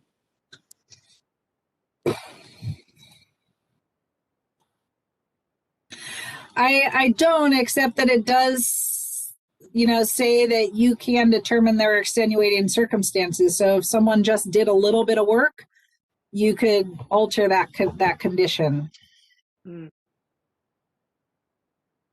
I tend to agree with that. And I think every situation is going to be a little different. There's no question about it. I think what comes to mind, of course, is the fairly significant type of work without permits that was performed on the residence on Scenic Drive that we looked at about a year ago. And that's what raised this whole issue. And that was pretty obvious that there were no extenuating circumstances. So I'm fine, and I think this is a good approach. Okay, other comments? I see Commissioner Stockness. So do applicants have to have a permit for a backhoe? Can you answer that, Eli or Trevor? Well, what do you mean for a backhoe? Do you mean work with a backhoe or have a backhoe? Work with a backhoe. So it's not so much about the equipment they're using. It's about some is about the location. So certain, close to the bluff or sensitive environments have more restrictions, but really it's based on the volume. So if it's more than 1,000 square feet of surface area of grading or more than 50 cubic yards, they need a permit. So, if they just one shovel full with a backhoe, no big deal. It's more based on volume or area. So when they ask for a permit, that's in the permit, the grading and the construction, and then that's definitely a backhoe. I mean, there've been 2 backhoes here this week, within a week. Actually 3, 2 at one spot and 1 at another one yesterday. So I didn't know. It could be, right now the city, it's sort of a oversight in the city's ordinances. I guess I would say that we don't require a separate coastal development permit for septic repairs. So often a backhoe might be used for doing work on a septic system, for example. And hopefully that was permitted by the county. I usually hear about those. And if it's a repair, sort of like for like, no increase in capacity, we don't require a coastal development permit. Coastal Commission staff have made noises about that. But certainly if it's a new or a bigger septic system, they should have a permit from the city for that. So if you think it's something maybe, Diane, that's, looks like it's being done on a private property and not, it may not be permitted. I know I've sent emails to Gabe and Trevor in those instances, and ask them if the person had a Well, permit. yeah, and then last week I did talk to Eli about it because one of the places under construction, they were backhoeing on Saturday and Sunday. Hmm. Those were the main days that they were doing that. And he told me that it's a noise issue. And if they're working between 8 and 5, those are the working hours. But, they weren't working at night. So I just was surprised to see 9 to 5 one day, or 9 to 4, and then 8 to 5. So I was curious. I have Yeah. used 9 to 5, Okay. 5 days a week. Glenn. Okay, Anything thank else you. is unacceptable. I think the grading ordinance does include a restriction on work on Sunday. I think it allows work on Saturday. I could see if I could find that real quick, but I guess that's only if they needed a grading permit. I don't know if it was work that required a permit or not. I mean, Yeah. Person Then who's maybe we a can, hobby person can use tools, chainsaws, equipment, whatever time they want. There's really not yeah. So this sounds restrictions. like something maybe we should take offline, and Eli and Trevor can follow up with Diane on the Okay. specific circumstances of this. Okay. All right. Other comments or questions on the after the fact policy? Any changes that we want to make? Commissioner Haken. I just had a couple questions on the first point. I didn't know if it was worth trying to make it more clear, just about that the applications are evaluated on the current codes and standards and whatnot in effect at the time that the application is submitted. Just kind of tighten that language up so there's no interpretation or wiggle room. So maybe a little bit of opportunity there. And then I like that. on the fourth one, point 4 under the standard procedures and conditions, at the end when you talk about the costs, which vary depending upon, you have the actual costs to the city for processing. I don't know if there was an opportunity there to put something to the effect of the costs which vary on factors or permit costs as calculated by the city, because it's not having pulled a couple permits myself, there's the processing fee for the city, but then there's also the rest of the permit fee based on the work you're doing, the square footage, that kind of stuff. So I don't want someone to think, well, I only have to pay double the processing fee, unless that was the intent. But I would think we wanted to get the double the fee for everything if they're after the fact. And then is it my understanding that if you're a day after and you go, oh shoot, I should have pulled a permit, now you're on the hook for this whole thing? Or because that's not in here either. I just didn't know what the expectation was from the city standpoint. Yeah, and I think that's kind of what Richard was getting at. And I just there are 2 different building or permit processes. So there's the building permit process, which is based on the fee is based on the cost of the project or the square footage or whatever it is.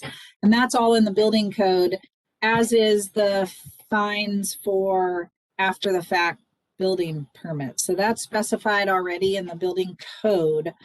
This is for planning permits, so more at the design stage. Gotcha. Okay. And so by the time it gets to the planning commission, if it's a planning permit violation, it's also usually a building permit violation as well, if they've done any construction. But yeah, I think that's what Richard was getting at.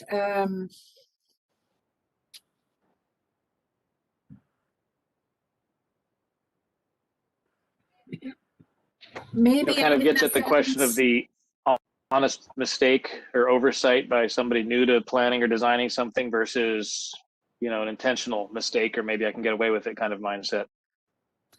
Yeah, and I mean, one, it's hard to tell sometimes, and I think that could be part of the extenuating circumstances. But maybe I could add a sentence that the fine part of the costs could the planning commission can sort of set that based on the amount of work that was completed or the size of the the project that was completed, or you know, some of it has to do with the sensitivity of the location potentially. I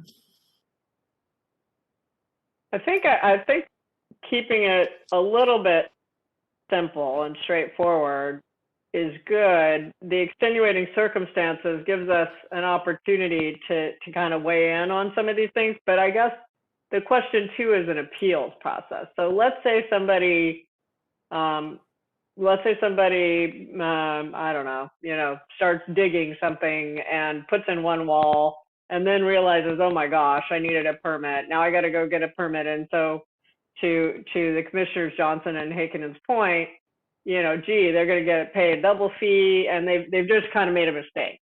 Well, so that's extenuating circumstances. But let's say they get billed for double the fee. You know, the appeal process, I assume, is they can say to the Planning Commission, hey, there were extenuating circumstances. Right? Or no? What do you guys think? Well, once the Planning Commission's made their decision, they could appeal it to the council. To the council. Okay, Yeah. right. Okay. And So let's fees say too. that, yeah. For example, the Civic Club, for example, with the lighthouse and some of that kind of work that they were doing, they went to the city council to request them to waive some of the costs, the fees from the Planning Commission. So yeah, an applicant does have that ability to go to the council and request something like that to be waived or reduced. Yeah. So Commissioner Hakenen's point about the calculation and the processing fees and that, I think, is maybe good to add. And then I guess the question is, Commissioners, are you satisfied with extenuating circumstances, or do you feel like we should maybe add a little more language in here? Well, one thing that we could do is just add what you said, Trevor, that if there is a concern about fees, that the applicant can appeal to the city council. And then that makes it very clear that the Planning Commission is the primary decider of what the fees will be. And if there's a concern, then there is an appeal process. Yeah, Yeah, I I like think that. that stating that outright is good. All right. I'm going to go ahead and open to public comments. Councilor Clompet. Just a question. I'm thinking that there's two outcomes. If someone starts construction without the proper permit, one, they get caught and they have to pay twice the permit fee, or they get caught and what they're doing is not according to what the Planning Commission would accept. They've got to rip it out and still pay double the permit cost to do it again. Is that right? Yeah. Yeah, Clarify. potentially, I think. I hesitated because I wasn't sure about the doubling of the permit fees in that case. If we made them rip it out, it's a good question. But it's still a cost to the city, but really the idea is that you don't want to make it advantageous for someone to start work without a permit. So if their work got denied, now often though, like for example, this was quite a few years ago on Scenic Drive where they did a bunch of vegetation removal. They cleared along the stream. They built some trails down to the coastline. And that was stuff that was not allowable. And it came to the Planning Commission. The Planning Commission did approve some of the work that could be approved. But for the rest of it, they actually had to come up with a restoration plan, and then they had to get a permit for the restoration work. So yeah, I think might be worth mentioning. Well, it does say after the fact approvals will be conditioned on the applicant paying double the permit cost. Denials, maybe I could add denials.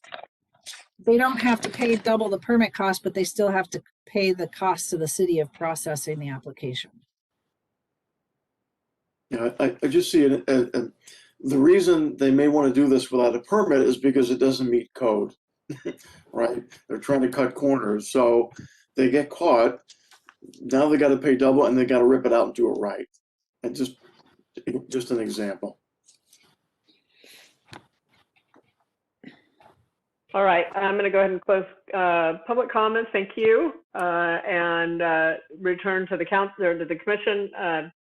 Diane, you had a comment? You're on mute, Diane.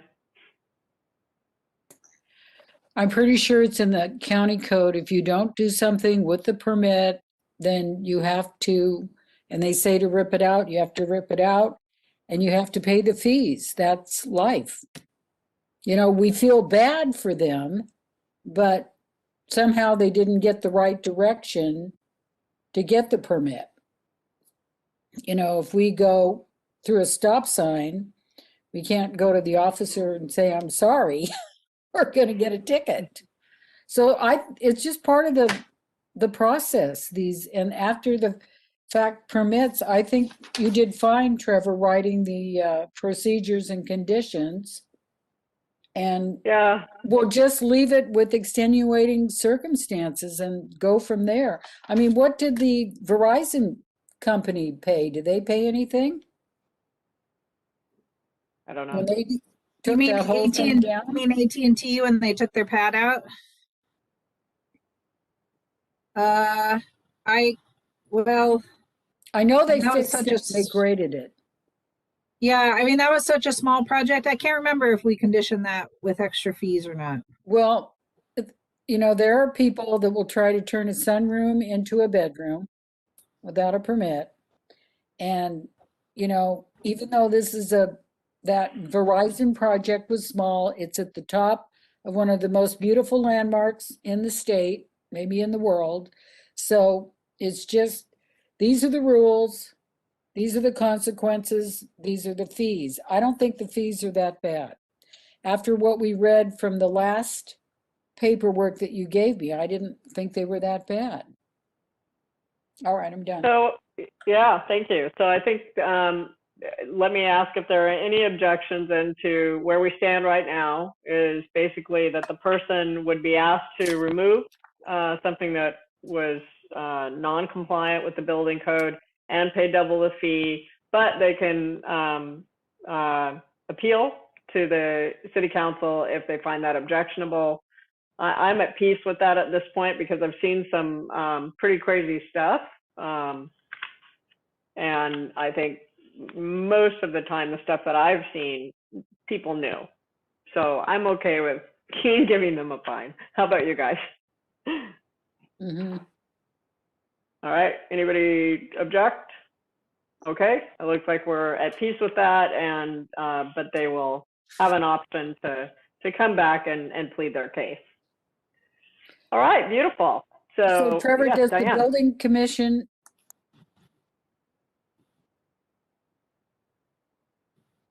You cut out, Diane. Sorry. You muted yourself in the middle of your sentence.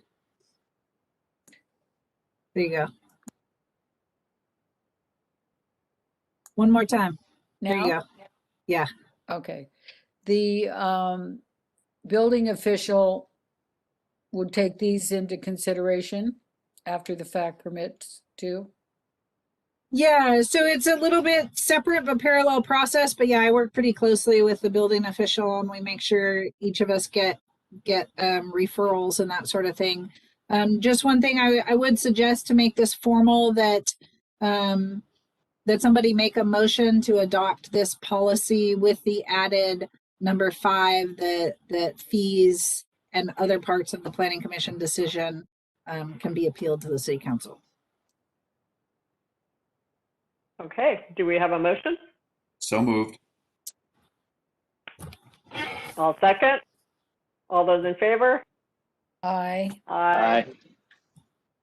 Awesome. All right.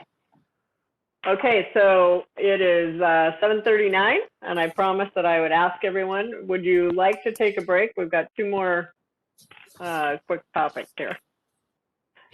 5 minutes? Yeah, sounds good.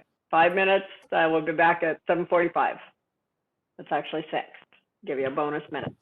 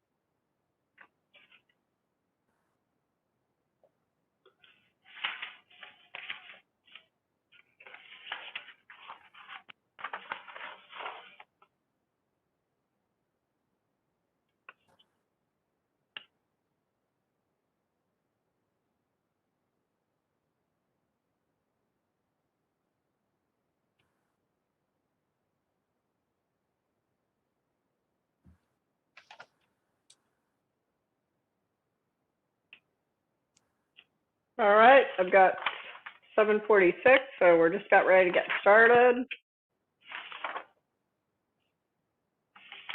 Let me just see where we're at here.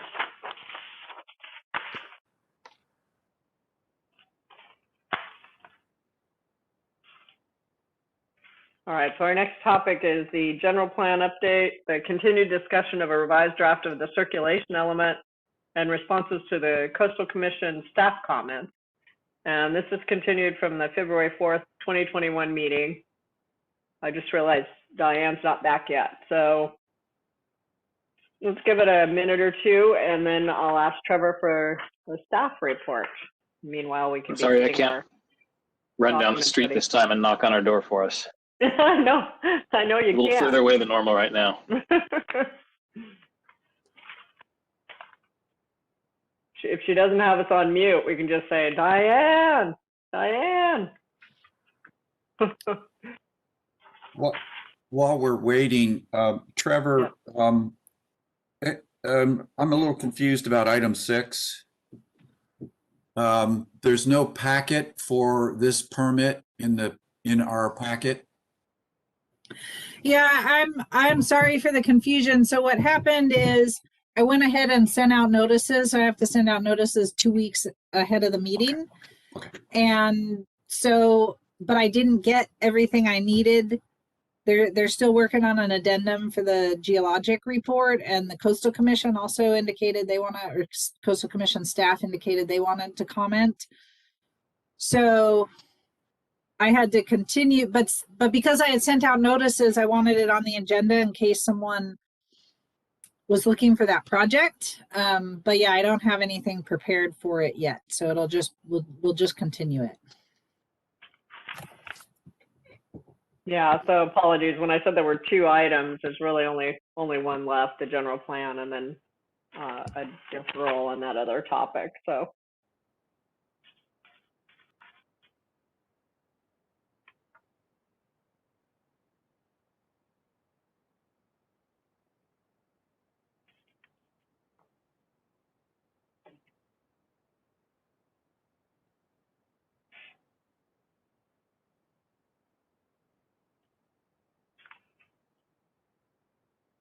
I have a question on Hasselquist on item number 6, since we're not going to talk about it then, but that might be, is this inside the city limits? I assume it is?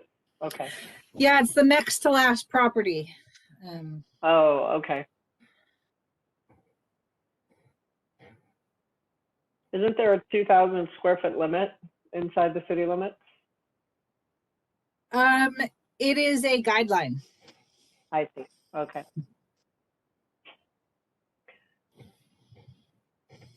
Okay.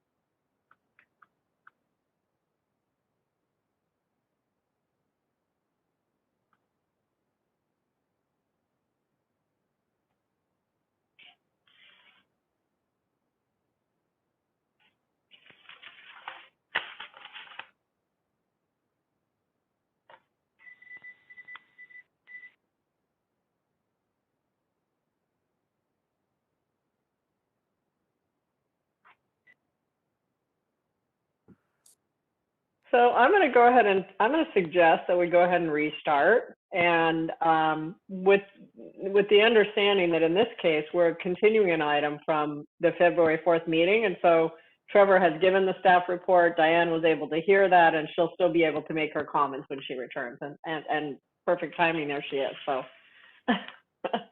so with that, so Trevor, let me turn it over to you. We'll go ahead and kind of start on the circulation element, and then folks can weigh in that, comments that they didn't give last time. Yeah, so I want to keep the general plan on the radar and on the agendas as much as possible. There will be some times where, like for example, the conservation element that the Planning Commission has kind of finished their last round with. I need to get the revised version and responses to comments back to the Coastal Commission, which I haven't quite had a chance to do. I'm close. But anyway, I'm going to try and keep the general plan on the agenda as much as possible. So in light of that, I hadn't had time to do much more work on the circulation element since the last meeting, but I did notice as I was going through it, I did have some questions for the Planning Commission that we didn't necessarily specifically address at the last meeting. So I tried to highlight those in here. I do notice I have a couple of highlights that don't necessarily apply to the Planning Commission. So that was just sort of my idea, is to go sort of look for the highlights and see if I can get some feedback from the commission on those questions. Okay, thank you. Would anyone like to start with their feedback on some of these highlights? Otherwise, I can kick us off, I guess.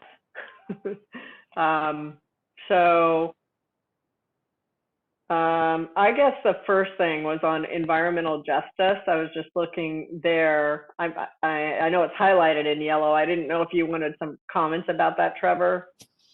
Yeah, I think that is one that we did talk about at the last meeting, and that we're all kind of in agreement that we're not going to have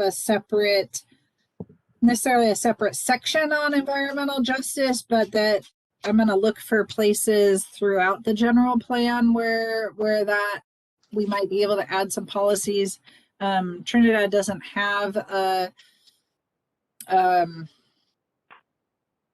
population that would be considered underserved, but the Coastal Commission wants to make sure that lower income or minority groups have the same access, coastal access in Trinidad as anyone else. So I will look through the document for that. Okay, yeah, and I did a little reading about this, and it's what I found about planning commissions, specifically some things that have been done in areas where they have environmental justice populations or neighborhoods. Things like imposing minimum lot size for development was one thing that has been an issue, and restricting multi-use housing, of course, so affordable housing. So anything we did that sort of restricted that, or where we said you had to have a minimum lot size or something, might be considered as orthogonal to environmental justice ordinances and building plans. I was looking on page 4, your question about the Planning Commission, does the city want to designate or encourage the county to designate any other scenic roads? The 4 that were mentioned were Scenic Drive, Stagecoach, Patrick's Point, and Edwards. I couldn't think of another one. Maybe somebody else has an idea about that, but those 4 seem like the right ones to me. Although my recommendation would be to not have them officially designated, because it does add another regulatory layer potentially to that. For example, Highway 101 in Humboldt County is eligible to be a state scenic highway, but the county has chosen not to designate it as such, because then there's more restrictions on development along the highway. The Coastal Act places additional restrictions on particularly scenic areas. So that came from that Coastal Commission question asking what the intent is. So, I think my recommendation would be that we not designate scenic areas. We just mention them as being particularly scenic and clarify that that's all we're doing. That makes sense to me. I didn't realize that there was a kind of a regulatory layer that came with that was maybe onerous. Unless there's, you know, huge benefits that outweigh that layer of of regulatory issue. Yeah, okay. I don't know of Okay. any. Okay, so no benefit, so the cost benefit isn't there, it sounds like.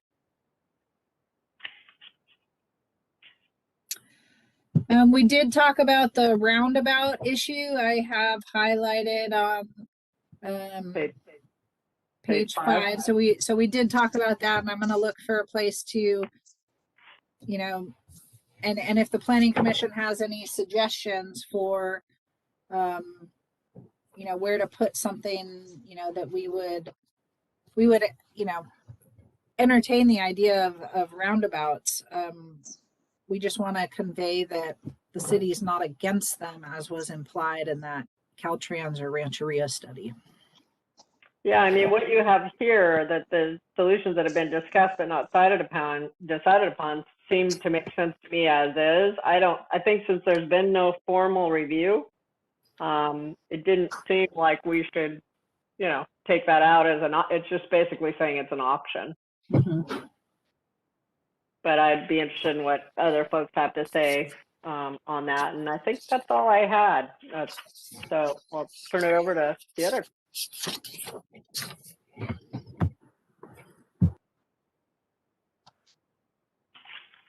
Oh, on the topic of parking there, sorry, on page 11, I did have a comment about the parking in lieu fee. So evidently when developers, I looked it up, so that means that the developer pays a parking in lieu fee if they don't have adequate parking for something they build.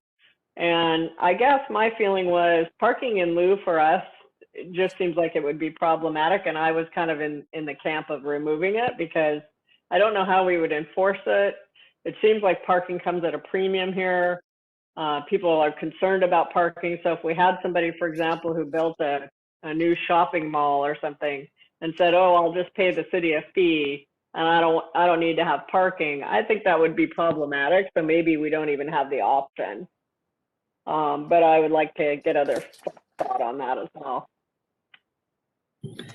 So just to clarify a little bit, now in Trinidad, it's only allowed in the planned development zone. And the idea is that most of those parcels, so for example, Trinity Street, most of the parcels along there are zone plan development, which is basically a mixed use zone. You can have a house and a business, for example, or a business. But because those lots are already built and they're small, having to meet the parking requirements in the ordinance would preclude them from having a business.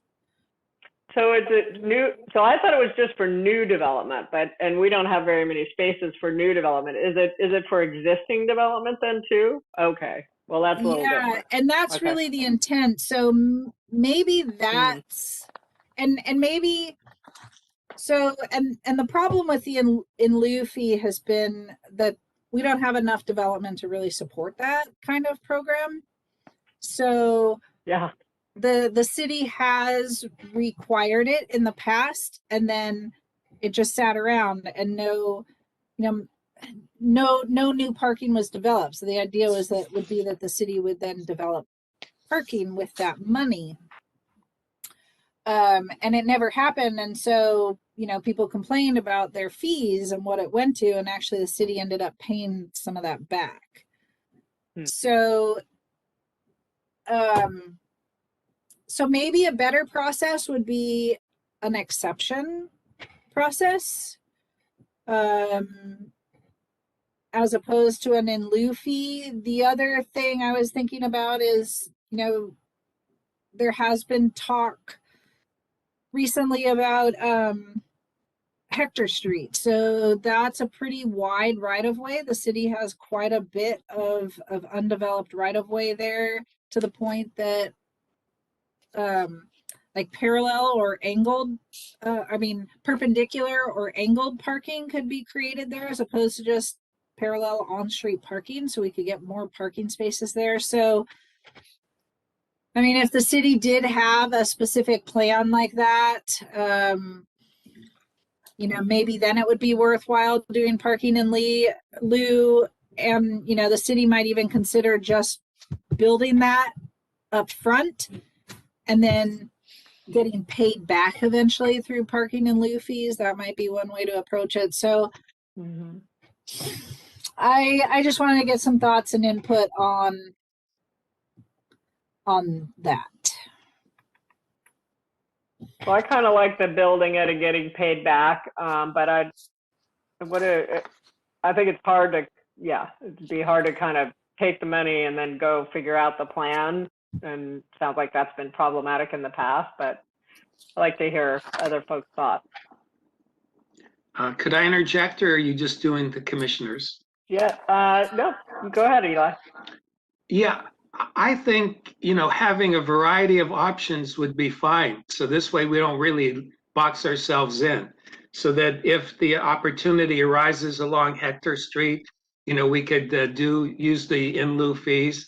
Otherwise, you know, possibly, you know, some other area could be suggested or, you know, or proposed, or maybe might exist with someone who is developing. I mean, you know, maybe they might have some other thoughts where something could be done, where they could locate parking other than where it currently would be, and, you know, where their parcel is. So anyway, I'm just saying, if we have more options, it might be helpful that, you know, we can come up with some more solutions to our parking issues. Okay, great, thank you. Other thoughts, commissioners? The parking study. Okay, unmute. I can hear you. You're good. Oh, now you're on mute. Just here. Well, the There you go. parking study should help define some, right, Trevor? Well, that's really gonna just look at pressure on existing Numbers. parking spaces. So not necessarily, you know, whether there are other parking opportunities. It's not, although one thing I am noting as I'm counting parking spots is the encroachments. You know, like along Ocean and View in particular, people have landscaped out into the street, and so they've taken up the parking on the street. And I think that's something that the city should address. But I don't think the parking Well, study is I've been- really going to inform the in lieu fee particularly. Well, I'll be looking at those little things that you just talked about to tell the city, because Eli knows that I'm at the city talking about the vegetation, and I've gotten another 2 things on my list. One's about sidewalks, and then there's another one on parking. Some people use the street for vehicles they're not even using, you know, off-street parking. And I don't know. I thought everybody got 2 parking spaces. So one of my comments, Eli, aren't we doing something right now for parking and curbs? Isn't it out to bid? Yeah, along Trinity Street, and it's really not so much of the parking as it is the ADA improvements, mostly along this with the sidewalks and the driveways. And then part of it also goes to Patrick's Point Drive and Scenic Drive, but again, just dealing with the ADA issues. Okay, is that in the plan, Trevor? What plan? In the general plan, in the circulation element about the AD? Yeah, that is one of my questions a little bit later on is there are some conflicting policies where some talk about There should be street improvements, and then some policies that say street improvements should be minimized to maintain the rural character of the town. And so one of my ideas was maybe we should specify that the collector routes, Main, Trinity, Edwards, should have things like sidewalks, maybe traffic calming types of things. But that the local streets, Underwood, View, Ocean, should remain, you know, they shouldn't have the sidewalks and. Well, there's no room. There's not Well, really that's room. part of it, yeah. The white lines are like the sidewalks. You know, inside the white lines on View and Ocean are the sidewalks. So I had one on, But those are 40-foot right of ways, so theoretically there would be room. It's just that people have encroached on that right of way. there would be room for parking. And sidewalks, yeah. Yeah, well, they are parking there. They're parking inside the white lines, most of them, not all of them. So I'm going to go to air quality and greenhouse gases. I just had a question for Eli real quick Okay. regarding the parking in lieu. I like the idea of having the options. Okay. What would preclude anybody from just saying, well, I'd rather just do the in lieu for every project? I'm just saying in the general plan, leaving that opportunity for the city, not necessarily up to the developer. So that we would say that, you know, that the city could approach a variety of different ways to resolve that. And then we probably would take it more on a case by case basis. So, you know, depending on the use, you know, we may need a certain amount of parking spots right by that use. And therefore, we wouldn't go with the in lieu. But maybe some other use, it might be like, well, that's possible. Maybe there's other parking spots available that are close by that would help mitigate the issue. Okay, thank you. And I can add to that too, that those kind of details would be specified in the zoning ordinance. I don't have the language of the existing regulation right now, but I think it is, you know, only in cases where parking can't be met because of existing development. So, you know, the places on Trinity Street, for example, because it's like if they had a retail establishment, the number of parking spaces are based on the square footage. And so, and it would be difficult for them to get more than a couple of spots.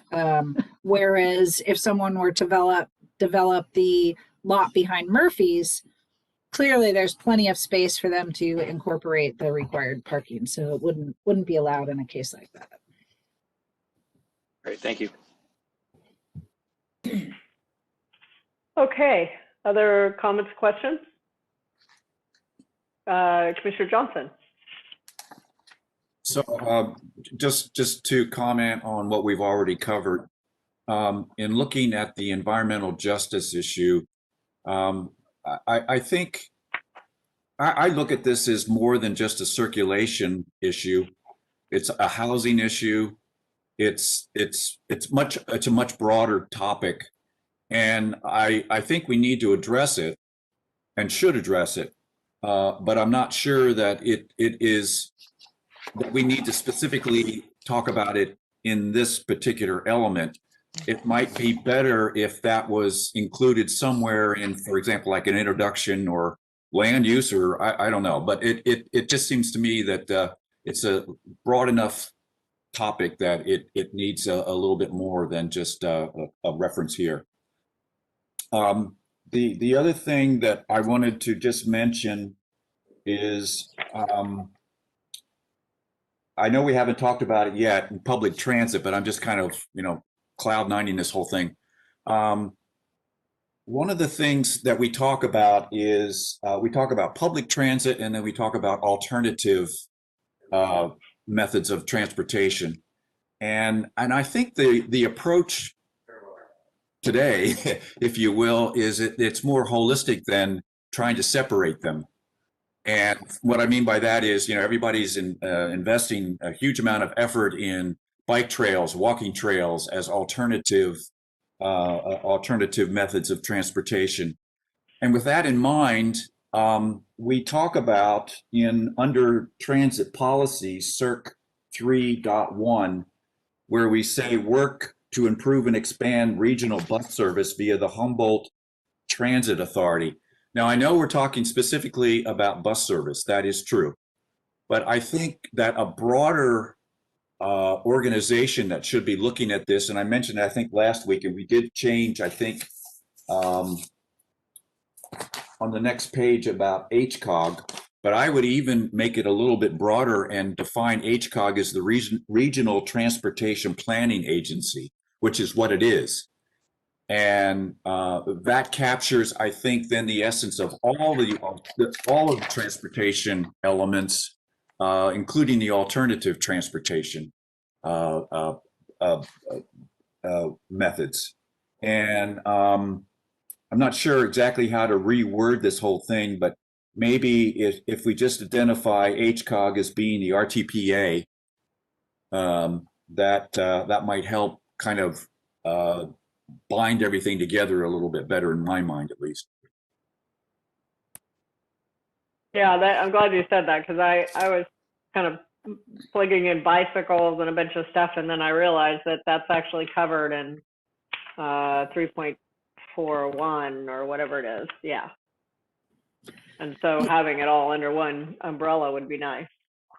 Yeah, and I was actually going to suggest that as well, because Trinidad doesn't have its own public transportation system. So these policies are pretty loose because we can't dictate what, the regional transportation system does. So I was going to suggest the same thing, and that a lot of those public transit policies would then probably be other initiatives, since the city doesn't really have control over that.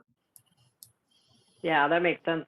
Is there anything in there, anything we should put in here about like ride share, like somehow encouraging ride shares? Or, because I was trying to think, from an environmental standpoint, even if people don't take public transportation or ride bikes, they could, we could kind of promote sharing and errand sharing and things like that. I don't know. Park and ride.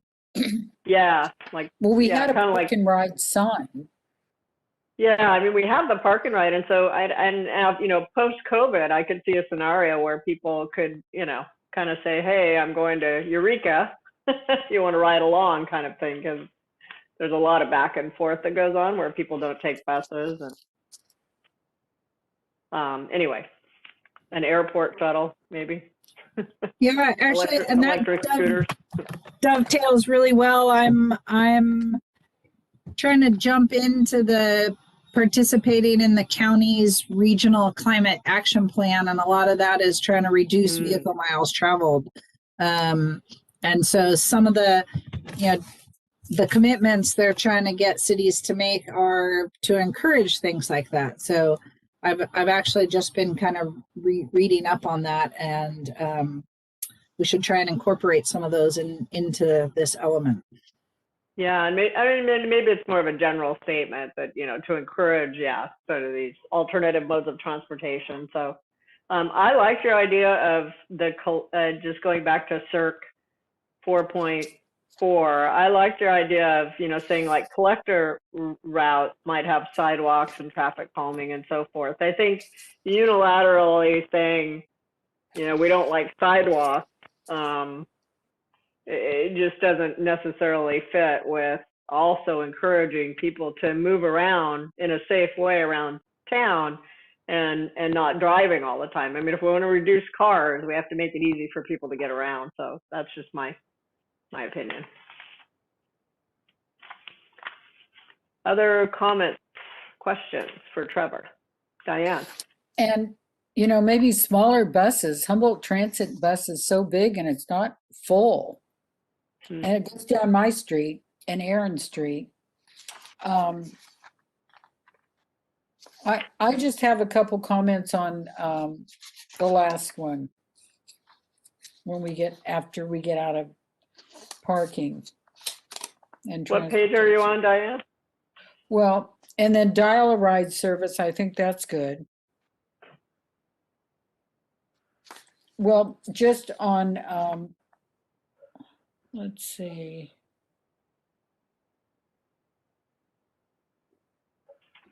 I just put some stars by some of the things that Trevor wrote because I liked him. But we're not on energy yet. We're still on transit. Oh, we could talk about energy. Go ahead. Yeah, we're just kind of moving around a little bit, covering whatever you want. Okay, so on the air quality, you're jumping into that some county committee, Trevor? Yeah, well, so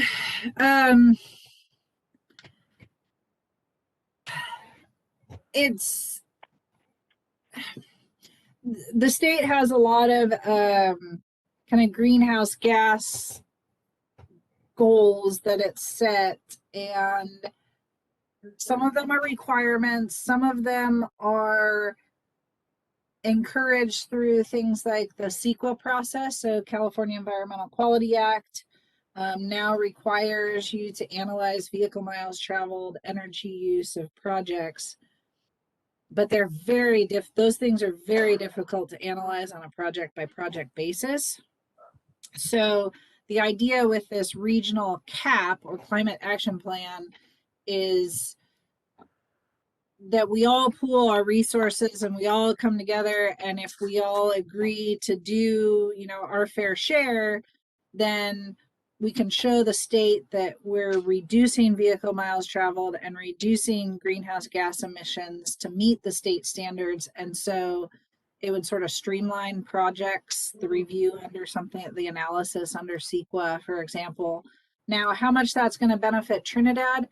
We don't do a lot of CEQA documents. But on the other hand, Trinidad is very limited on what it can do on its own. It's somewhat isolated. It's going to be difficult to reduce vehicle miles traveled, and that's the main source of emissions. So that's what the CAP is trying to do. We're not there yet in terms of meeting the state requirements, but we're working on putting that together. If that.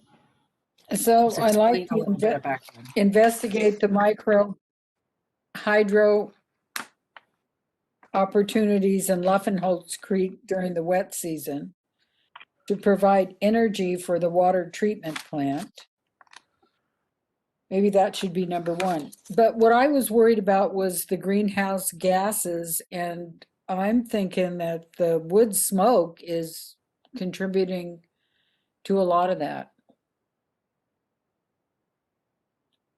But I don't know. Well, so wood smoke isn't as much of it is. I mean, when you burn wood, there would be greenhouse gas emissions, carbon, whatnot. Really what the concern with wood smoke is more of an air quality issue. So the county obviously has good air quality. The one exceedance that we have around here is PM10 and PM2.5, which is particulate matter less than 10 microns and less than 2.5 microns. Wood smoke is a contributor of that. But fog, salt air is as well. So there are natural sources. Road dust is another major contributor of that. But that's mostly a separate issue because it's not a huge greenhouse gas source. Energy use and vehicle use are the two main contributors to greenhouse gas. Okay, I think that was the only one that I was worried about. And I think just getting the HCOG, like Richard said, you know, to get all of the transportation into under one umbrella. You know, whether it's parking, biking, sidewalks, transit, dial ride.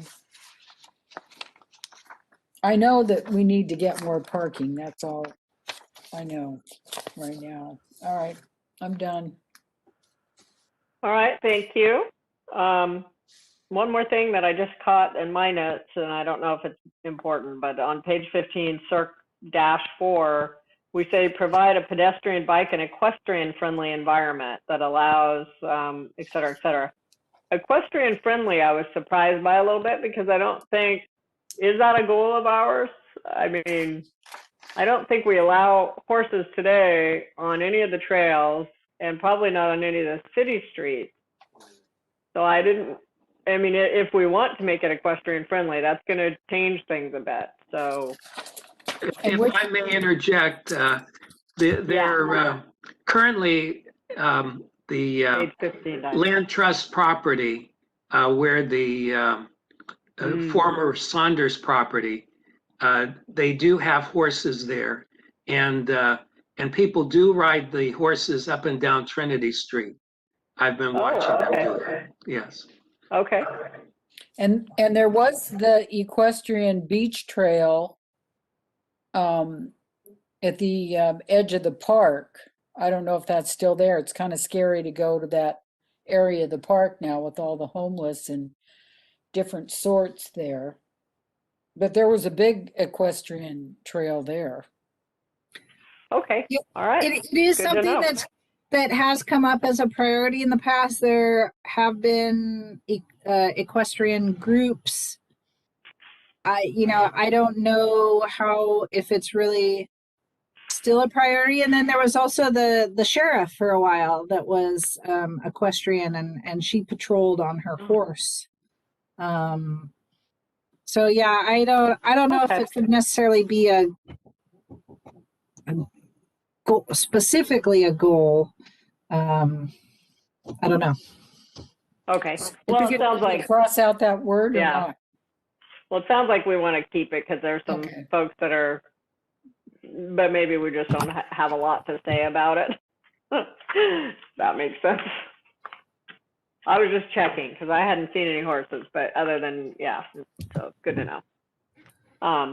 Okay, other comments or questions? Commissioner Johnson, I see your hand up. Trevor, I know that in our last month's packet, we had the general plan map, the transportation and parking map. Are we going to take a look at that at some point? Sure, anytime. Okay, I have two comments on the map. The first comment is that since this is a transportation and parking, I thought it might be useful to show where the charging stations are. And the second comment is that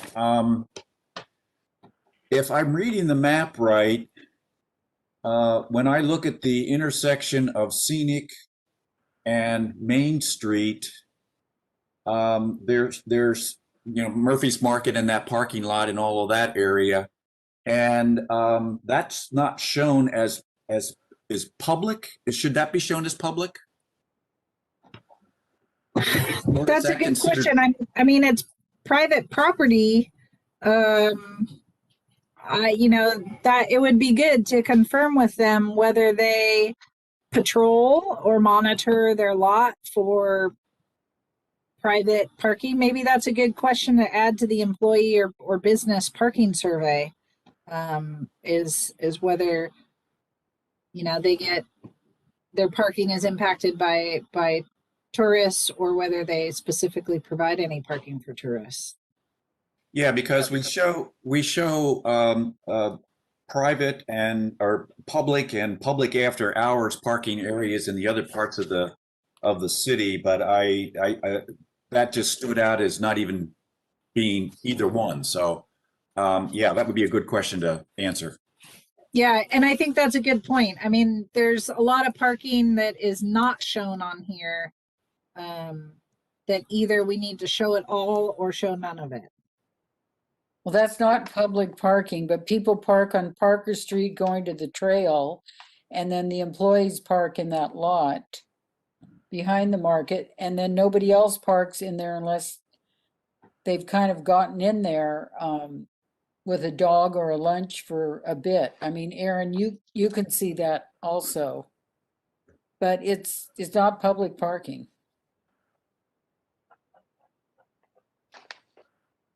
I have asked in different times if someone could park there or turn around in that area, but they'll sometimes try to park behind the market if they're dragging a trailer, and that's not allowed either. Well, I did notice they put up signs saying no parking, but the way the signs are they're located along View Avenue, which makes it look like they're saying no parking on the street, where parking on the street would be allowed. And I know it's intended to mean on the private property, but the way they place the signs, it makes it look like you can't park on the street. Yeah, I noticed that too when I was walking around. All right, I think unless there are other comments, we are wrapping up the discussion then on the general plan. And as we mentioned, we are not going to be discussing the Hasselquist design review at this meeting. We're going to push that to the next meeting. That packet's not ready yet, so that information is not ready yet. So the next thing on our agenda is commissioner reports. Are there any standing committee or other planning commission reports? Oh, you know what? Pardon me. One thing. Let me just pause, take a pause. I forgot to open to public comments on the general plan. Are there any public comments on the circulation element of the general plan? All right, seeing none, I will resume and commissioner reports. Okay, and I have none. How about a staff report? Trevor, did you have anything you wanted to cover with us?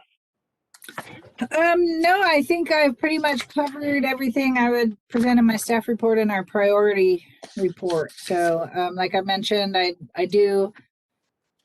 going to have at least 2 items on 2 permit requests on the next agenda.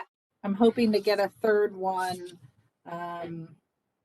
but we'll see if I have time for that, and we'll see what else I can get on there. I'm going to continue to work on some of those priorities that we've talked about in the background, and try and keep the general plan on the agenda. But we should think about, we can talk about it at the next meeting, scheduling a special meeting between the March and April meetings, because we do have an extra week in there. And if we have 3 applications on the agenda, we might not have much time for anything else. Okay. All right, that sounds good. Let's see, future agenda items. I heard this evening there was a discussion about signage, maybe on a future agenda. I think the other thing would be, I don't know if this should come to us, but I'm going to throw this out there.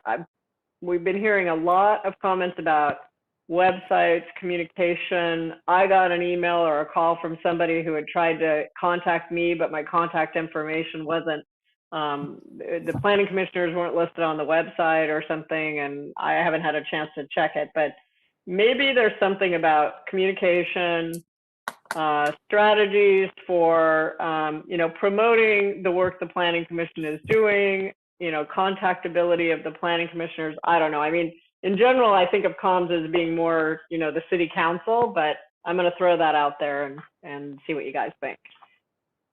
So other comments on some of the things here, or go ahead, Tom. I like to point at you, but you can't tell what I'm doing. I keep forgetting. I'm like, go ahead, Tom. I'm sorry, just real quick. I was curious about like the church that EHA owns and the church that's for sale.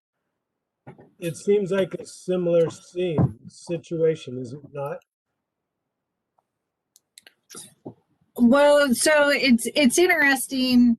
There have been two churches. So the West Haven one was purchased, a number of years ago, but the Presbyterian across from Town Hall has been for sale. I think it's sold or is in escrow anyway. And then up on Berry Road, there's also a church that has been not used for decades, and that also just sold. And I imagine both are going to be coming forward with rezone. Well, in fact, for the Berry Road, they just submitted their application for rezone. They just want to use it for residential. The Presbyterian Church, I'm guessing they'll want to do a planned development for that. Yeah, but they have. So who just, The one on Berry Road does have a caretaker unit, so that has a similar issue. And when we have talked about that amendment, we have certainly considered how it might affect the other properties. The Presbyterian Church on Trinity Street does not have a residence in it now, so it can't be lived in. Oh, okay. I was just curious, something to think about in the future. Okay, thank you for clarifying. Yeah, and so that could come up as we talk about the priorities and around the zoning that we talked about earlier. That's a good point. And Diane, you had a follow-on on that? Or something else? You're on mute, Diane. You're on mute now. I'm all out of it today. So if they want to rezone those parcels, does that come to us, Trevor? Yes. Is any one of those in the works? Yes. Like I said, I just received the initial application for the one on Berry Road. So working with them on getting what I need. That one should be pretty simple because they just want to keep the existing apartment caretaker unit and then convert the church into a residence. And then if we rezone it to the suburban residential, which everything up there is zoned, they can have two residences. So that should be pretty straightforward. The Presbyterian Church is a little tighter in terms of, if they want to convert it to a commercial use to get parking and their septic on there. But they'll have to figure that out. Yeah, because that parking is school parking, or is it city and school parking? It's school parking. No. Yeah. So that could, come up what we discussed Okay, earlier. I was curious about those.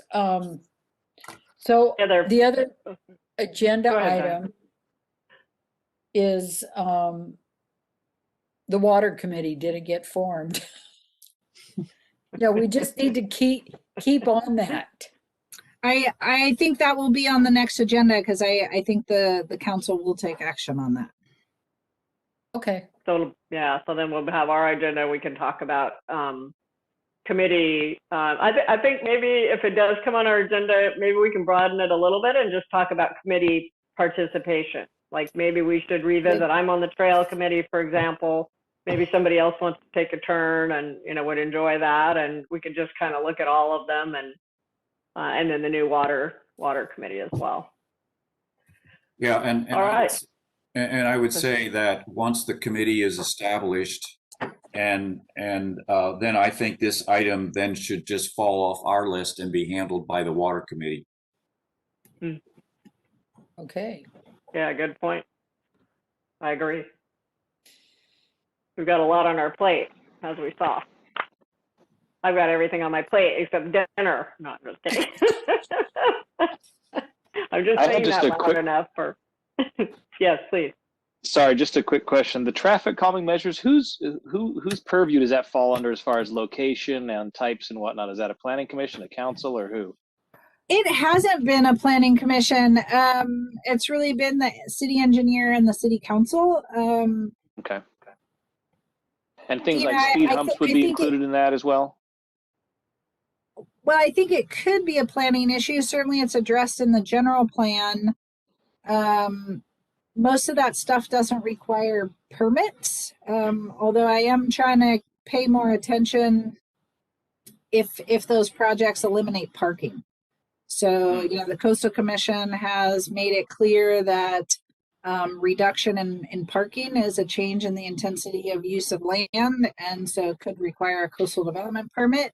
And the city has incrementally lost parking over the years with those and other kinds of projects. So, so like the pedestrian, the ADA project on Trinity Street this summer, you know, we looked at it pretty carefully to make sure there was no net loss of parking spaces.